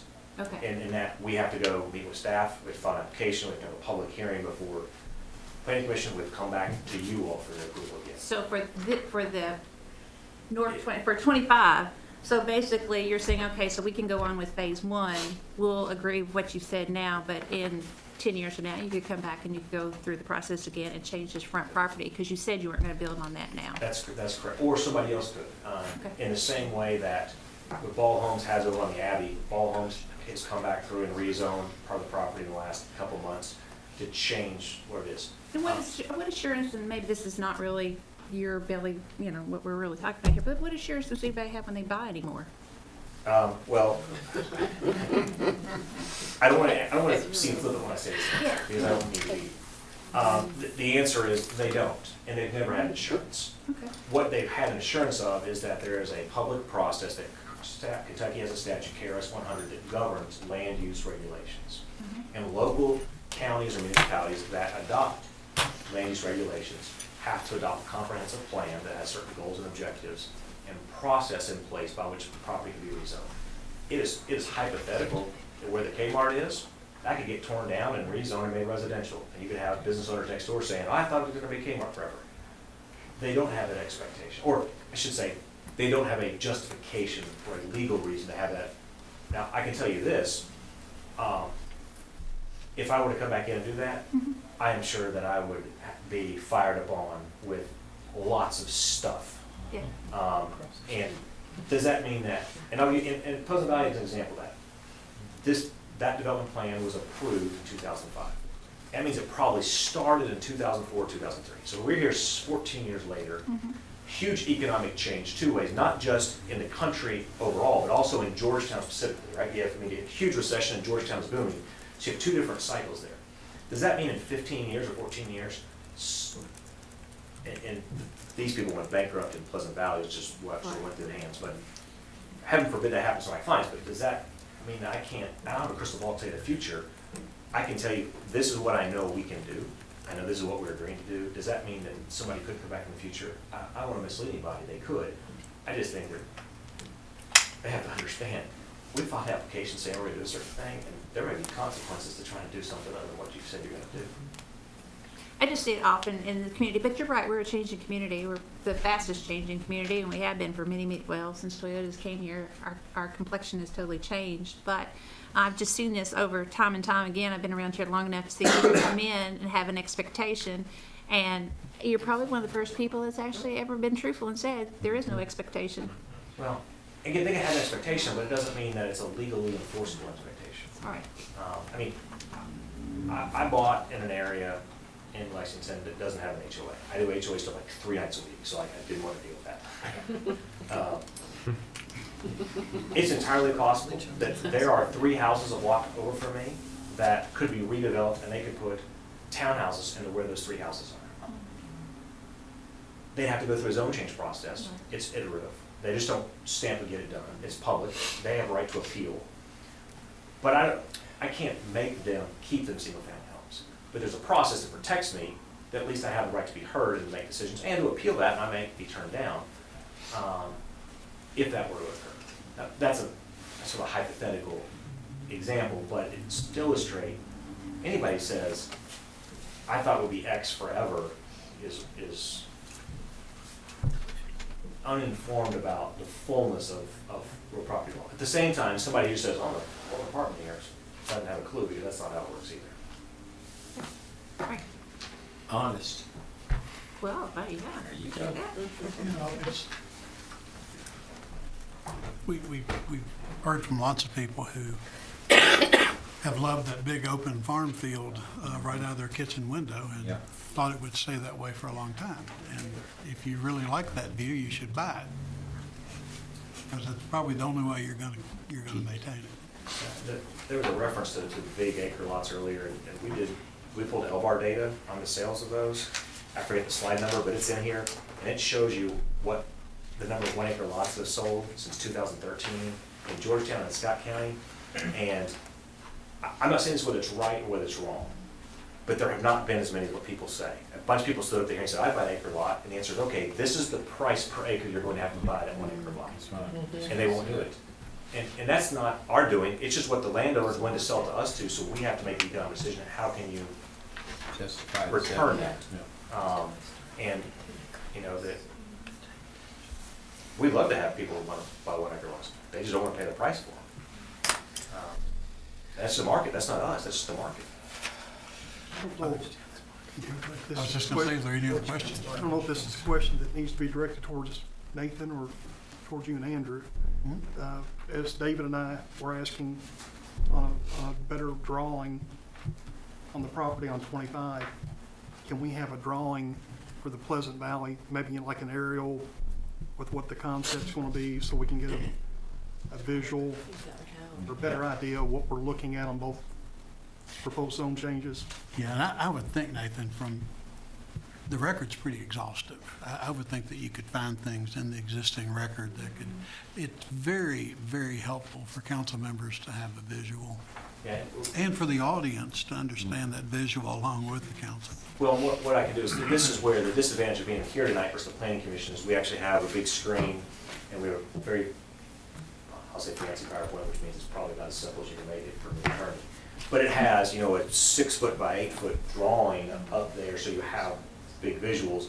And I'd be happy to do something like that. I'd be happy to do blow-ups on the foam board. It's really, what is the visual that you all like to read? I could print them out in ledger size and make them color and print them out for you all.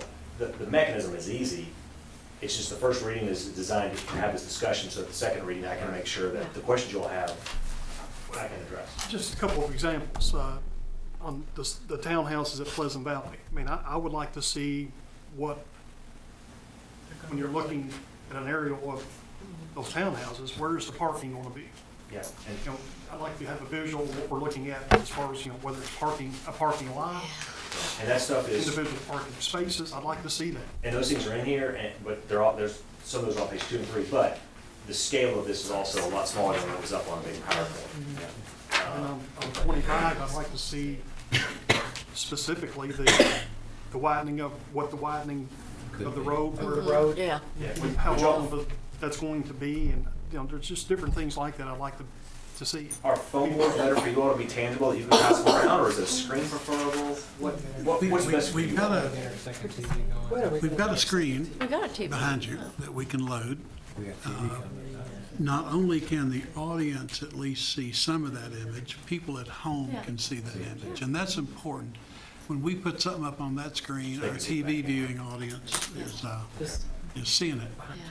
Then if you could, you know, foam board's always helpful, but handouts for the council would be helpful, and hopefully that would help the audience get oriented with the screen. And what I'll be careful to do is make sure that the stuff that I pull is things that were introduced at the prior hearing, because it's already the evidence in the record. And I think everything that I've heard you all ask for, we actually have already has been introduced. It's just to extract that maybe data point and blow it up so it's much more visually stimulating for you. I'd like to point out, and Nathan, you tell me if I get this wrong, but understand that these are conceptual drawings.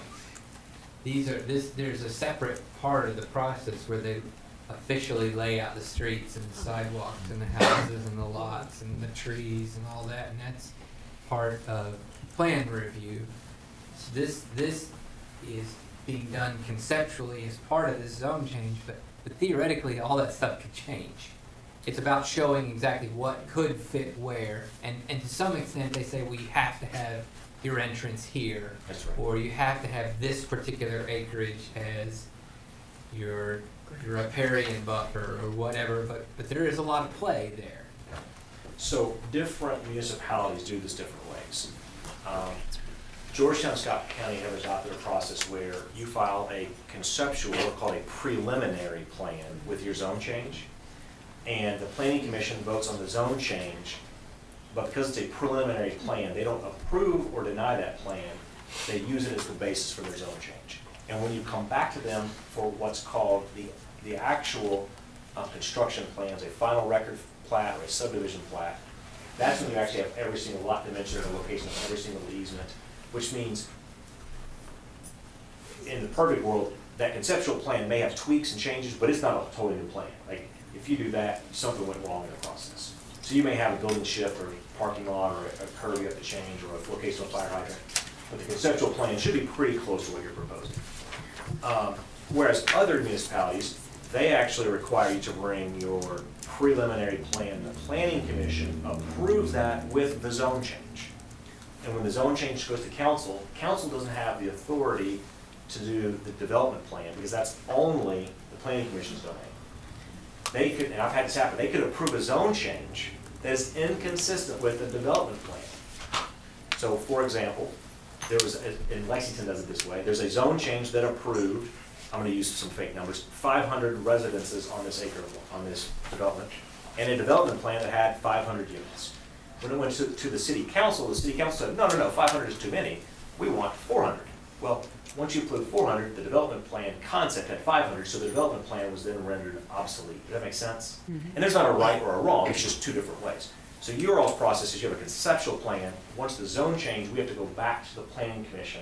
It's actually what starts with the staff. And we go through a process where we have to get a development plan, preliminary subdivision plat approved. We then have construction drawings, which include our roadways, surveys, water lines, sanitary sewer, storm sewer, utility easements, and only after all that is can we build on it. And so that level of detail is not in this stuff. Right. It would be premature.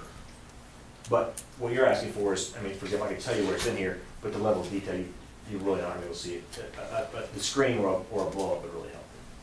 Nathan, can I kind of add on to what Mark's asking for and what Jeremy and George and I did talk about, and that I'm still hearing from people is they would love to see a rendering of what these are going to look like. And I guess I'm asking you this question. You're proposing to build roughly 80 units in this first go-around. That's correct. And then, assuming Lexus Way comes into play, there'll be another 100 units, correct? That's correct. That extra 100 units... It's 170 total. Okay, we're just using rough numbers. But let's just say they're $150,000 a piece. That's another $15 million worth of commerce. That's a heck of a lot of money.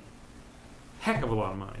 It's not asking too much to put together something that looks professional, that looks nice. What's spending a few $1,000s to try to satisfy and answer the questions of not just this group, but the people that are probably going to be here at that next meeting? I think that that's money well invested on your behalf. And I would make it as nice as I could make it, and I would commit to doing those things. We've had people do that in the past, and it's been helpful. Absolutely. We can't tell you we want it to be all brick, and we can't tell you what kind of trees exactly. I guess plain zoning can. But you all can tell us we're going to do these things. Just like what the mayor talked about. You're going to contribute that area for Lexus Way, right? Yes, sir. That's part of the deal. And you could do the same thing as it relates to a piece of copper roof or a brick around the back or the sides or whatever the case may be. The rendering that we have doesn't show what the sides of the back look like, and everybody's kind of questioning that. You know, they think, okay, it's going to be vinyl. You know, they're assuming the worst because sometimes in the past people have been disappointed in the outcome of what they've been promised on the front end. Well, and this is where,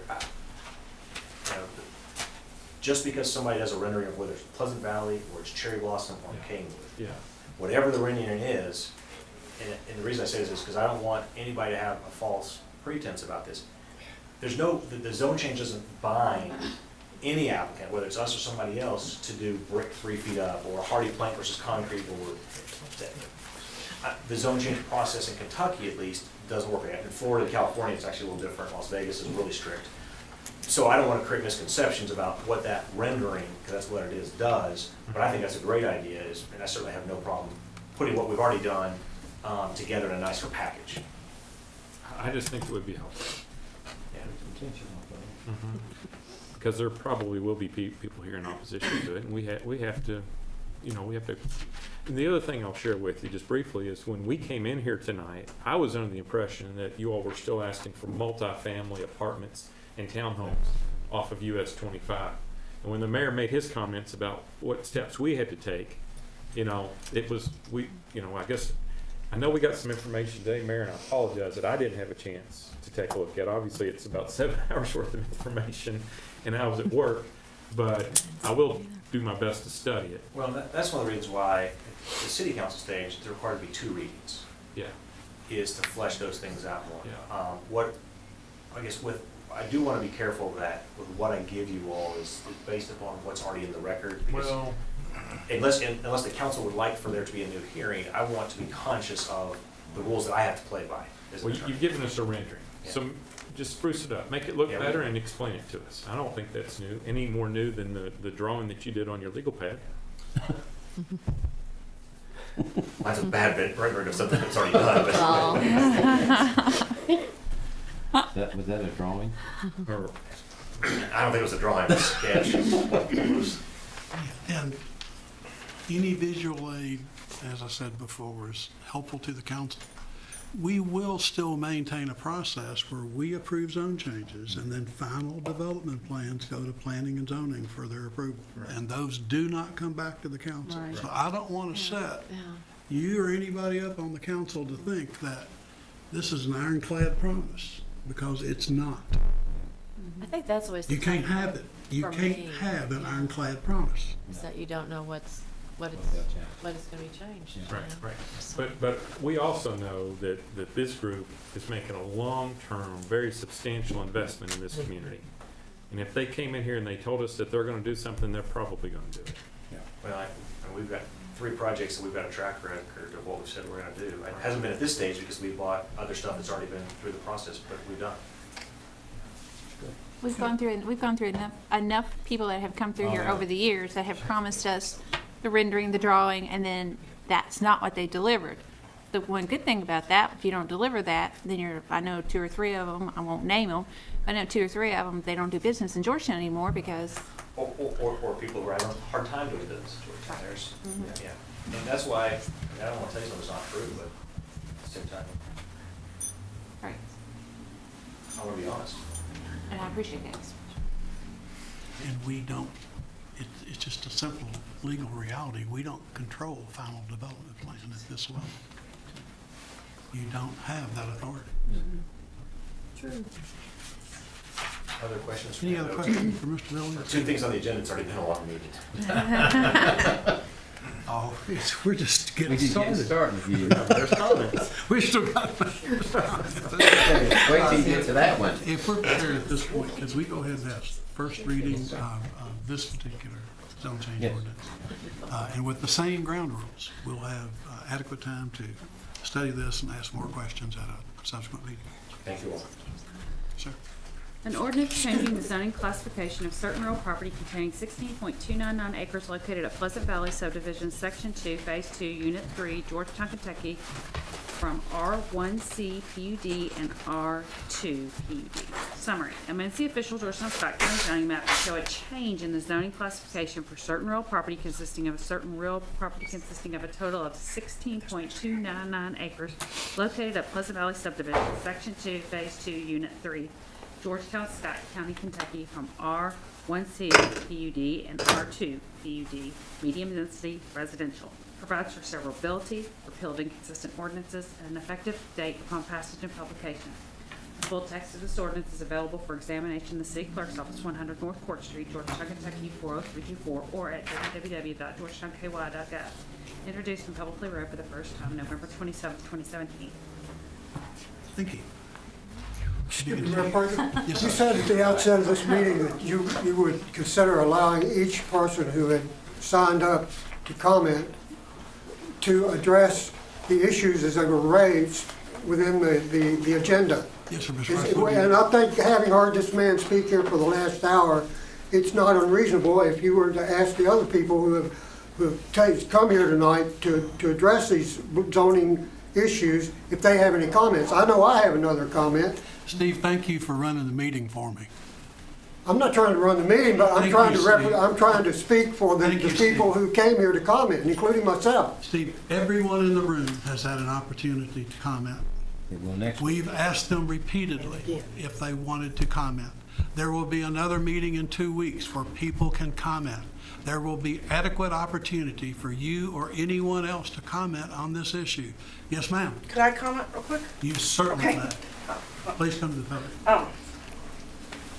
I'm Joanne Wilson. I didn't comment earlier because I was waiting to hear the Pleasant Valley stuff. Joanne Wilson. Wilson, thank you. And I live in Pleasant Valley. I'm not real happy about having multifamily. I understand it.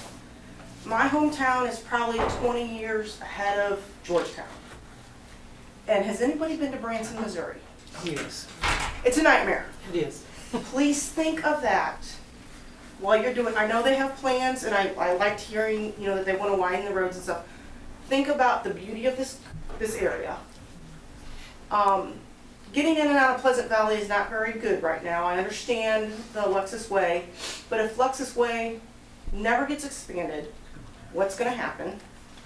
I understand you won't have more townhomes and condos, but I live on Schneider. Tried to sell the house earlier this year. It didn't sell. We went ahead and took it off the market because we got busy. There's a house down the street on Schneider that has been on the market 4 to 6 months, not selling. The houses around the corner that are off that main street, they're selling. So if I lose value in my home because of this development, are you going to lower my property taxes? I don't know if this is the part I come to, but that's something you guys need to think about also. Because the people in the neighborhood are pretty upset. If their home value goes down, which people are talking about, I don't know if it will. We will come and say, you need to change the value of our homes.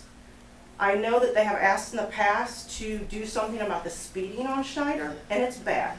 My kids are grown, well, not grown, but they drive. I see grown adults as my age that have little kids flying up and down that street. So if we're gonna add to it, we have got to do something about that street and the speeding on it. And having a policeman sit there a few days a year isn't cutting it. Because people slowed down when he was there, but they're not there now. I understand the growth. We need growth. Every town needs growth, but you have to do it properly, or you're gonna have a bigger problem than any of the money's worth. For the builder, you don't wanna get a bad name because you did too much too quick.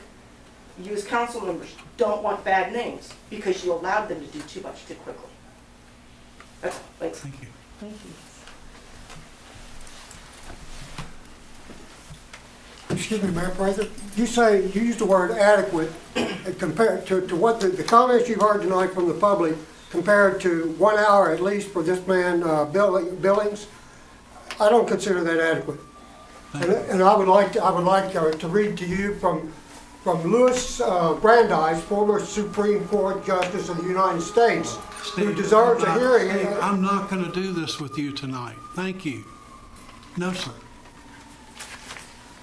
Your comments are noted. Thank you very much.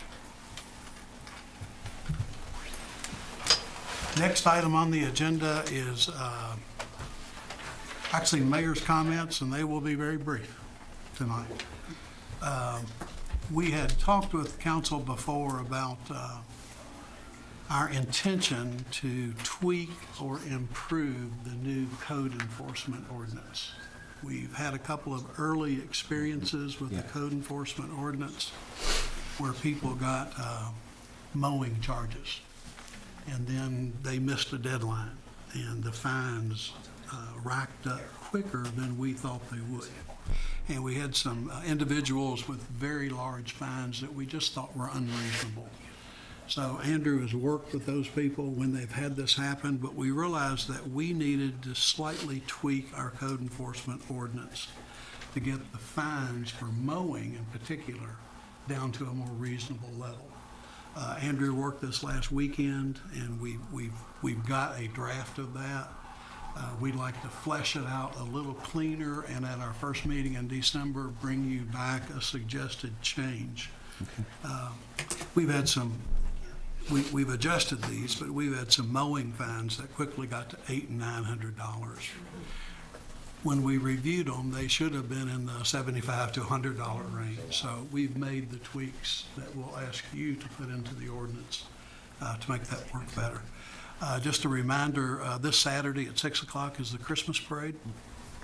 The gentleman who was going to help the council with the horse-drawn carriage again has had some health difficulties and has asked if he be released from that obligation.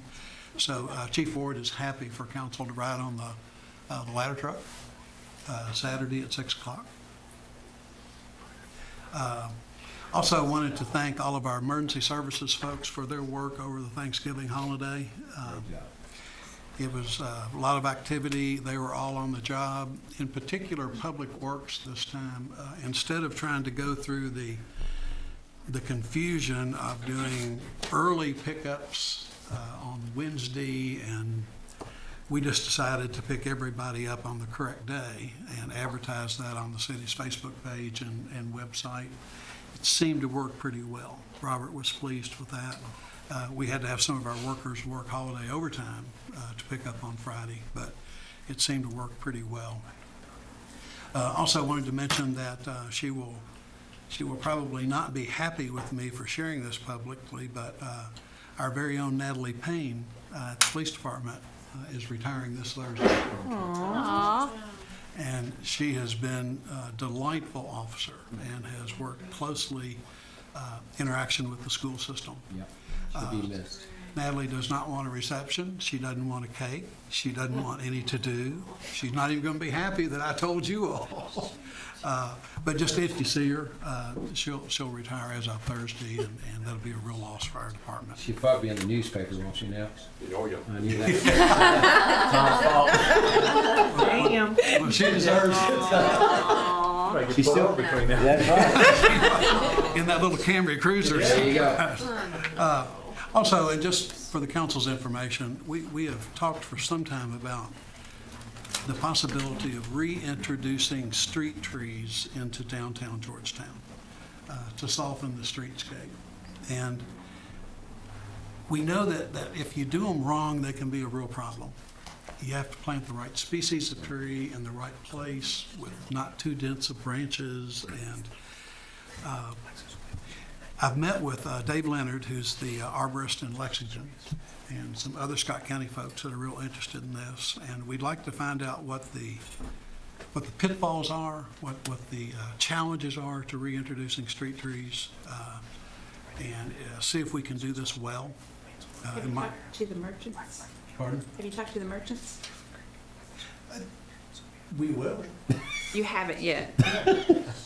No, we've got probably the best communication with downtown merchants that we've ever had, with tourism having these celebrate downtown meetings. And we will talk to them about street trees. Good.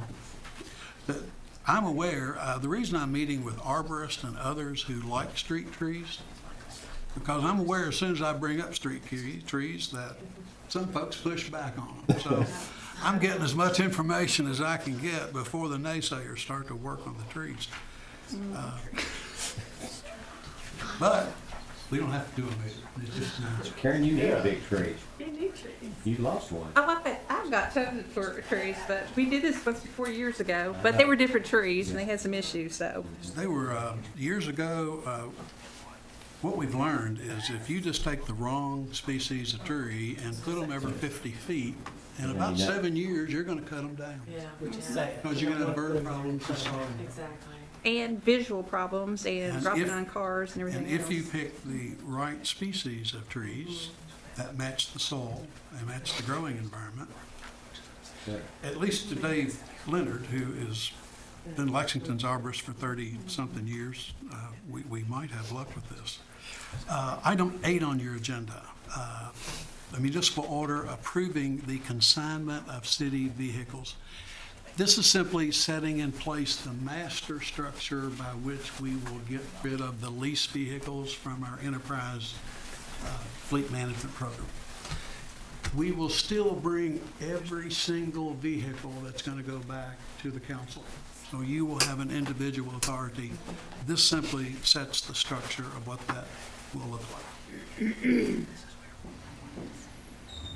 Would you read me this law? An order approving the agreement with Enterprise Fleet Management for consignment services and authorizing the mayor to sign all relevant documents. Whereas the city of Georgetown has previously issued a bid for fleet management services, and whereas the city of Georgetown awarded a contract to Enterprise Fleet Management, whereas part of fleet management services is the disposal of surplus vehicles, and whereas the city desires to utilize Enterprise's fleet consignment services contract to dispose of eligible vehicles. Now therefore it is hereby ordered by the Georgetown City Council that the contract between the city of Georgetown and Enterprise Fleet Management for consignment services, which is attached hereto and incorporated herein by reference, is approved, and the mayor is authorized to sign all relevant documents. Motion, Mayor. Thank you. Motion's been made. And multiple seconds. If there are no questions, all in favor say aye. Aye. Opposed? Thank you. We're at the portion of the council meeting, council comments. Mark, can we start with you? I think Marvin, I think you asked the question, we were talking about the stoplights at our last council meeting. And Mason. And then you brought up the stoplight at the corner of Champion Way. That was one they were talking about tonight, about the traffic need to be adjusted. The timing? It's one where it almost immediately goes to a flashing Yeah, yellow. it's basically like that. And apparently, we do have several of those around town that are doing that. We discussed those in some detail at an afternoon staff meeting. Apparently, it's not going to be a simple request of District 7 that there are going to have to be some other road improvements made. But I think we heard evidence of that complaint tonight. If there's a way to get a green arrow when you're turning left, in any direction at that intersection, it would be a big help. When it goes immediately to yellow, it just becomes a chicken intersection, and that's where people get hurt. So if you don't have enough time to make a comfortable turn on the green light, I thought the public's comments were spot on about that from what you all had said at the last meeting. Anything else, Mark? Fairview Estates. Construction? It's moving. Okay. I haven't gotten any more phone calls. I just want to give an update to the one. My understanding is it's moving along. I think you'd asked a question before about fences being moved and sheds. Those things all have been moved. The question is, when will they be moved back? And they won't be moved back until the end of the project, which I'm still anticipating is 2018. Okay. And they will be moved back for anybody, and they should all know that, since there's the encroachment agreement that they signed, but they'll all be moved back to the new property line edge. Not the property line, the encroachment line itself. Okay. They'll do all the other work first, so they will remain kind of piled up. And so did the water issue get taken care of? We're still working on that. Okay, so that's been a little bit longer than you thought. Yeah. Okay. Good then? And speaking of projects, significant progress on Lemons Mill Road. In fact, they've paved the base coat on the new lane on the south side. They'd already laid the gravel, they've paved the base coat, and now they're working on the drainage features on the north side. So, and we've gotten assurances, or on the north side of Lemons Mill, and we've gotten assurances that the blacktop plant will remain open until December 15th. And we're almost completed our city streets, and they say we're gonna get Lemons Mill done. Good. It is going to be 62 tomorrow. Well, who would dream in November we'd get, after Thanksgiving, we'd get this kind of construction. Crazy. Great stuff. I know. Anything else, Connie? No, sir, I just wanted to get a follow-up on that. I have 2 follow-ups from last week as well. One on the drainage on Morgan Mill. Is that ours? Is that theirs? What do we do? I do have an update Okay, good. for you on that. I think the city engineer's office has been in contact with them, and the issue is we're looking for a plat to determine whose responsibility that is, and we have not yet. Okay. All right, I'll ask again next week. City engineer believes, we're looking for the plat. City engineer believes that it's property owner's thing, but we want to make sure before we tell a property owner. So we're looking for a plat. Would Brent Combs be familiar with that? Because that was developed back in that time when Bill Bridges and them and Murray Rigby built that back in there. I've forgotten Murray. I know, right? They're working on his house, as a matter of fact, in the Hiawatha, Virginia, I guess. But anyway, That'd be a place to check. yeah. Okay, good. And then the other one, back to trees again in front of businesses. Sorry. She's cutting your trees down for you to give them. I haven't even got them in the ground yet. Go, Woody. Y'all hear that chainsaw? Look out, birds. I'll come in the middle of the night, cut them all down. But anyway, the marathon station that's out on Paris Pike, that I asked that comment whether we required them to put the trees out or did they just desire to put the trees out? Do we have an answer for that? It's gonna No, cover the but business and nothing. I'll get you an answer, but I'm gonna speculate that they were required to have some landscape buffer. Why they would choose to put it in eastern. To choose a landscape buffer and make it that ugly, Well, here's you're the better thing. off not to have it. My dad was the director of forestry for the state of Kentucky, so he brings home these little seedlings, and I'm 5 years old, and we plant them. Now they're 70 feet tall. That's And, what. and another That's 60 the feet thing. wide. And you, And they're on the the right. needles, the size of the tree, they're gonna hide the business. That's why. And if Hide the whole block. And if it was their desire to hide their business, then That's more kind power of to you. sick. Yeah. But it just seems like it probably wasn't. That's why I Right. don't know why anybody wants to plant a tree, sorry, Mayor, You notice in that- front of their They're all business, gonna have to be cut but down. to block the view. But on the flip side of, and that's why I'm wondering, in a couple of years, it's going to be dense. Now it's fine, but it's They're going to be growing. dense, and I just want to know if it's us, then. Well, you'll be delighted to know, or something that I know, just another part of this tree situation I haven't talked about yet is we'll probably have to renew the tree board in Georgetown. Oh, And the tree board can help us with these tree species decisions. Oh, So that we avoid those scenarios. Yeah, me too. But I would like an answer to that at the next meeting Well, myself. I noticed that the lines are underneath the trees. Well, I About 10 know. foot Oh, the from- electrical. Yeah, they're gonna go, Exactly. I think So, there's a difference It's between just a having an species arborist choice. who knows what they're doing and understands the species of trees How and quickly being they 5 grow. years old and planting a seedling. I'm just saying. yeah, but Because all, they add extra trees. all trees eventually grow and their problems around, this mine fell on top of my business, their problems around your business, but nevertheless, we'll cross that bridge later, Mayor. We'll disagree on that one later. Anything else?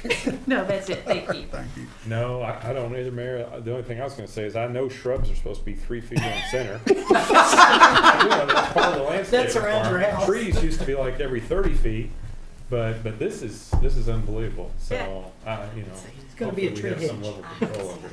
Tree It reminds me a little bit of the corner of Broadway and, Yeah, Um, yeah. Flynn Smith's old yeah, house. yeah, I know. Yes. Yeah. That's gonna That's be funny. that's gonna be a forest soon. anything else, David? No, you answered mine a while ago when you talked about Lemons Mill. I drive that every day to see how they're doing. They're coming along. A lot of Just activity. glad to hear they're gonna keep the blacktop plant open to December the 15th. That's a good thing. Holly? Billy? I'm good. Anything else come before the meeting? If not, I have a comment, Mayor Fraser, Yes, sir. regarding the trees. yes, sir. KRS 149-336, 16 U.S. Code 2105. Federal law, state law, both encourage urban forestry. The federal law even offers funding for it. So if you think of trees as harvestable timber, the U.S. government and the Kentucky legislature, the U.S. Congress that is, and the Kentucky legislature would support you. You can check out those citations if you like. Meeting adjourned. Oh, I'm sorry. I just have one comment or a question, because on the previous thing about the neighborhood across from Stonehenge, Yes, sir. they were talking about access to the schools, and Stonehenge is considered county. My children go to Northern Elementary, and I live right across from Aunt Mason. So, is that gonna be considered city across the street from Stonehenge? Because, you know, we're all on our own separate septic. No, Stonehenge is in the county. No, he said across the Stonehenge, a new property, it's all. It's in the city. It's in city now. Okay, it's city now, And okay, yeah. it will all be on sanitary sewer. Yeah, yeah. Okay, yeah, so then obviously they would be in Ann Mason's, Right. district. Well, it's gonna change. Oh, it's gonna They'll change. redistrict with the new high school. Yeah. Right. And I think Everything. all of those issues are gonna change for everybody in a handful of months. Yeah. So we all need to pay attention to what the redistricting will look like, because it'll affect everybody. It will. Good point, though. Thank you. That's Bradford. We will stand adjourned.